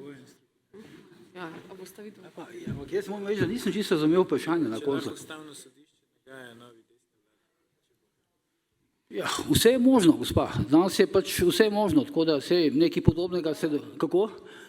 Ja, nekaj podobnega se dogaja v eni od balkanskih držav, mislim, da v Romuniji, ne, tako da tu ni ničesar izključeno. Zdaj ustavno sodišče, zdaj približno tako ekipirano, da pravzaprav lahko počne, kar hoče, ne, tako da jaz tukaj ničesar ne izključujem. Mogoče ne na prvo žogo, da bi, ne vem, da bi se odločil za razveljavitev kakšnih volitev ali kaj podobnega, ampak lahko pa potem sistematično ustavlja predloge oziroma vladne zakone, pa kakšne odloke in podobno. Tako da mislim, da če bo desna vlada, ampak vse je odvisno od tega, kakšna bo vlada. To, kar je Zala prej pač omenila, to je zelo pomembno. No. Pri Janši je bil vedno ta problem, da je imel vedno vlado sestavljeno mešano. Ne. Zdaj zadnja vlada, mislim, da sploh ni imela večine v parlamentu, je bila na nek način manjšinska vlada. On je imel vedno neko stranko noter, nek Desus ali pa kakšnega drugega, ki je v bistvu v nekih ključnih trenutkih pa ključnih zakonih v bistvu potegnil ročno zavoro. No. In če pa je vlada stabilna, če ima nek program, če je kadrovsko dobro ekipirana, potem tudi načeloma ustavno sodišče pač ne more, bom rekel, tako aktivno parirati, kot bi sicer. Nekaj slej, ko prej ustavno sodišče pač mora delovati v okviru nekih svojih ustavnih pač proporcev, ampak če bo šlo pa na nož, pa če bo vlada, ko bom rekel, slabotna, ne bo tako politično močna, pa seveda se zna še marsikaj dogajati. Ampak jaz načeloma mislim, da te številke, pa te ankete, pa ta, bom rekel, ta nek feeling, ki ga človek pač doživi na terenu, pa ki se pogovarja z ljudmi, pa tako dalje, mislim, da v tem trenutku bo Levica, po mojem, pač zdaj stranke Levice bojo težko presegle nekih 38 pa 40% glasov, pri čemer pač jaz tukaj na nek način avtomatično Logarja štejem v to desno sredino. Ne, tako da, in če se bo recimo sestavila zdaj desno-sredinska vlada, potem bo to verjetno vlada za 2 mandata, ne sicer za 3, tako kot je Gregor Virant recimo nekje prognoziral, ker imam tako nek občutek, no, da je velika večina ljudi že nekako odločenih. No. Zdaj, kaj lahko naredijo, neka zadnja soočenja, pa tako dalje, ne vem, zdaj Aljož pravi, da bodo odločala o tem, kakšne majhne stranke bodo prišle noter, ali ne, ampak večina ljudi se mi zdi nekako, da je že odločenih. No, in ker tudi zdaj letos se mi zdi na teh volitvah, ampak to mislim čisto resno, no, ne gre več samo za izbiro Janša ali pa ne Janša, ampak so tudi neke druge stranke, ne, zlasti recimo tukaj, pač že Logar, ki ponuja neko tretjo platformo, ne, neko tretjo ponudbo in mislim, na nek način se bo to, bom rekel, zagotovo poznali pri tem volilnem rezultatu.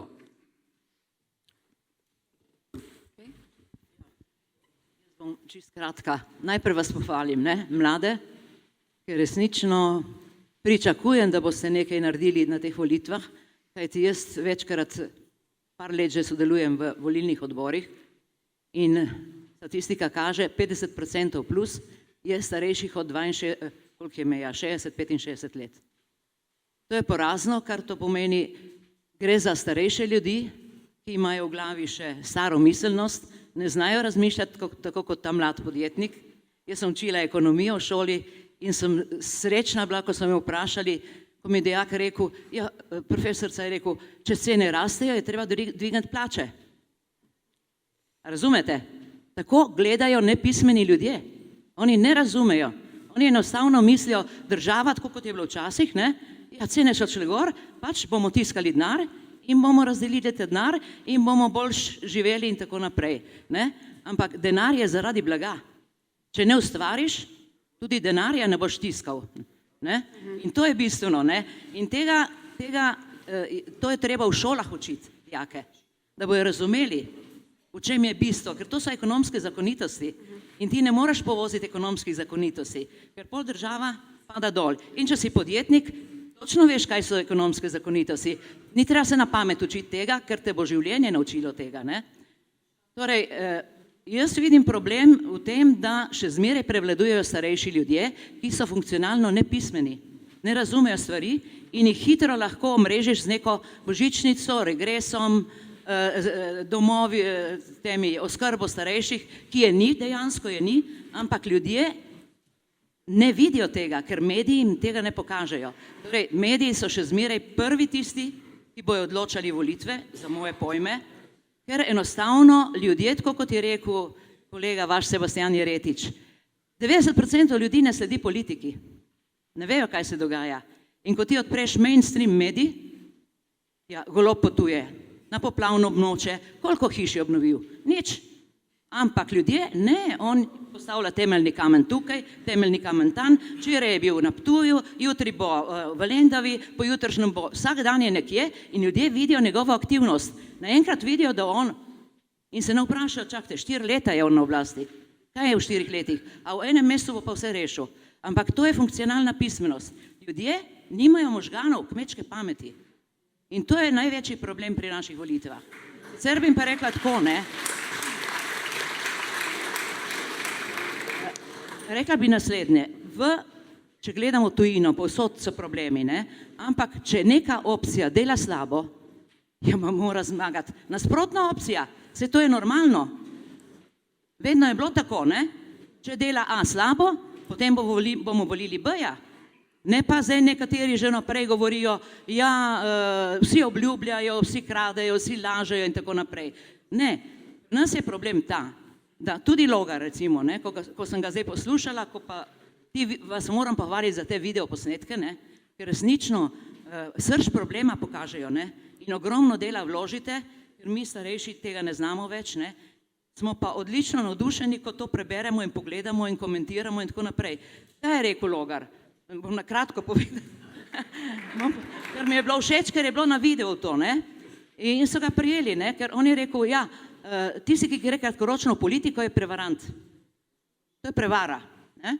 Kar res, če gledamo zdaj te nove obraze in to je ena sama prevara, ne. Če pa greš dolgoročno, je pa matematika, ne. In se vprašaš, kakšno matematiko ima on? On je že koliko let je v politiki? 15 let je v politiki. 3 leta je bil v parlamentu, kaj je naredil? 3 leta je on počival zdaj v parlamentu kot poslanec SDS-a, dobival plačo kot poslanec SDS-a. Jaz drugače Logarja podpiram, ker ima dobre ideje za razvojno koalicijo, vse sem za to, ampak se mi zdi pa neiskreno, nepošteno, da je 3 leta on dejansko se pripravljal, da bo najbrž stranko naredil in tako, kar ima ambicija. Pravilno, da jih ima ambicije, ne? Samo nastopa tako na koncu, da ti izkoristiš. Za mene bi bilo to pravilno, da bi on se odločil in bi rekel, grem na svoje, izstopim iz parlamenta in delam iskreno, pošteno skupino ljudi in razvijam neko svojo stranko, ne? Ker vsak ima pravico, da razvija svojo stranko, da jo širi in tako naprej. In pravilno je, nismo vsi isti, ne mislimo vsi enako, ne? Ni bilo vprašanja, ne? Ni bilo vprašanja. Vsem starejšim je treba volilno pravico vzeti. Zdaj sem samo repliko dal na to. Ne. Prej nekdo je Zala rekla, da levica zna strniti vrste, ne eden čez druga. Zdaj tukaj kolegica, dajmo zdaj tisti, ki ne bi spadali nekje, da zmaga desna sredina, ker še zmeraj rekel, da on je desna sredina, je rekel. Zdaj mi tolčemo čez njega, dajmo tolči čez levico, ne pa čez še...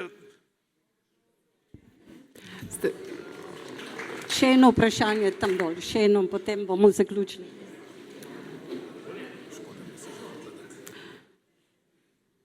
Hvala lepa, jaz imam samo res vprašanje. Kaj pa menite o izjavi predsednice, da bo podelila mandat tistemu, ki prinese prvi 46 podpisov? Ja.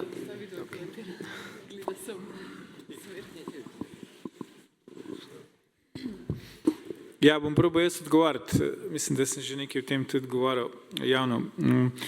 To je zelo problematična izjava. Ne? Zdaj tudi odstopa od dosedanje prakse. Ne? Do sedaj so predsedniki republike zmerom najprej mandat podelili tismu, ki je bil relativni zmagovalec volitev, razen v primeru, ko se je ta že vnaprej odpovedal temu, da bi vlado sestavljal. To se je pa samo enkrat zgodilo. Ne? Predsednica republike ne razume, da pač so volitve najvišji izkaz demokratično izražene volje ljudi, ne? In da je treba spoštovati volilni rezultat. Ne? In ta volilni rezultat prav bi bilo tako in je treba narediti vse za to, da se potem tudi to uresniči, bi moral se odražati v tem, kdo vlada ali pa kdo ima največjo besedo pri vladanju. Ne? Problem, ki ga imamo mi v Sloveniji, je ta, posebej, ko se delajo neke koalicijske vlade ali pa v tem zadnjem primeru, ko je recimo Golob naredil vlado, ker je Golob pobral praktično vse glasove, pa so pa tam bili še SD pa Levica, ki so komi prilezli v parlament, ne? In je vsaki od teh strank dal po 3 ministrske resorje, na volitvah so pa dobili 5% recimo. Ne? In stranka, ki na volitvah dobi 5%, ne more v vladi pokrivati 3 resorjev, zato ker je jasno, da volivci ji ne zaupajo toliko, da bi lahko tako veliko odgovornost prevzela. Ne? In ko predsednica republike že vnaprej reče, da ona ne bo dala mandata tismu, ki bo zmagal, je jasno, da misli, da bo recimo relativni zmagovalec Janez Janša. Ne? Če bi mislila, da Janez Janša nima šans za to, da zmaga, bi rekla lih obratno. Ne? In pravi, bom dala tismu, ki bo prinesel 46 podpisov. Ne? To teoretično lahko tudi Zoran Stevanović. Ne? Prenese 46 podpisov in predsednica, ne, če bi držala svojo besedo, kar sicer vemo, da je ne, bi morala njemu dati mandat za sestavo vlade. Ne. Nekomu, ki bo nekaj prinesel. Ne. To je recimo blizu njej, ne. Da je nekdo nekaj prinese, to je gre. Ne. In zdaj ne tisti, ki bo zmagal volitve, ampak ko bo prinesel, tismu bom pa dala. Ne. 3 pikce.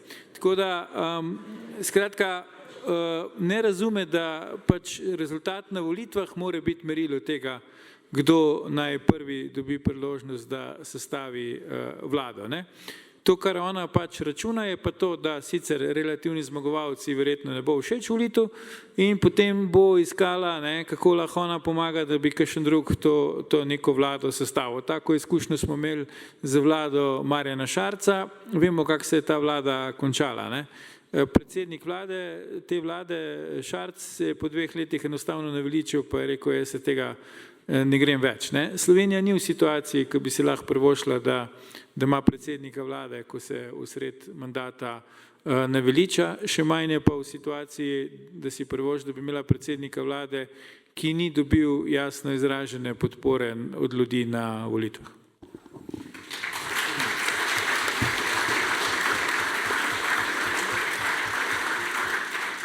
S tem zaključujemo pogovorni večer. Zdaj zunaj so rekli, da so tudi nekaj mehkega pripravili, zato da lahko še malo živo poklepetamo, ki je zdaj le večkrat časa zmanjkalo. Najprej bi se rada zahvalila vsem gostom, ki so prišli, pa so bili del te zanimive debate.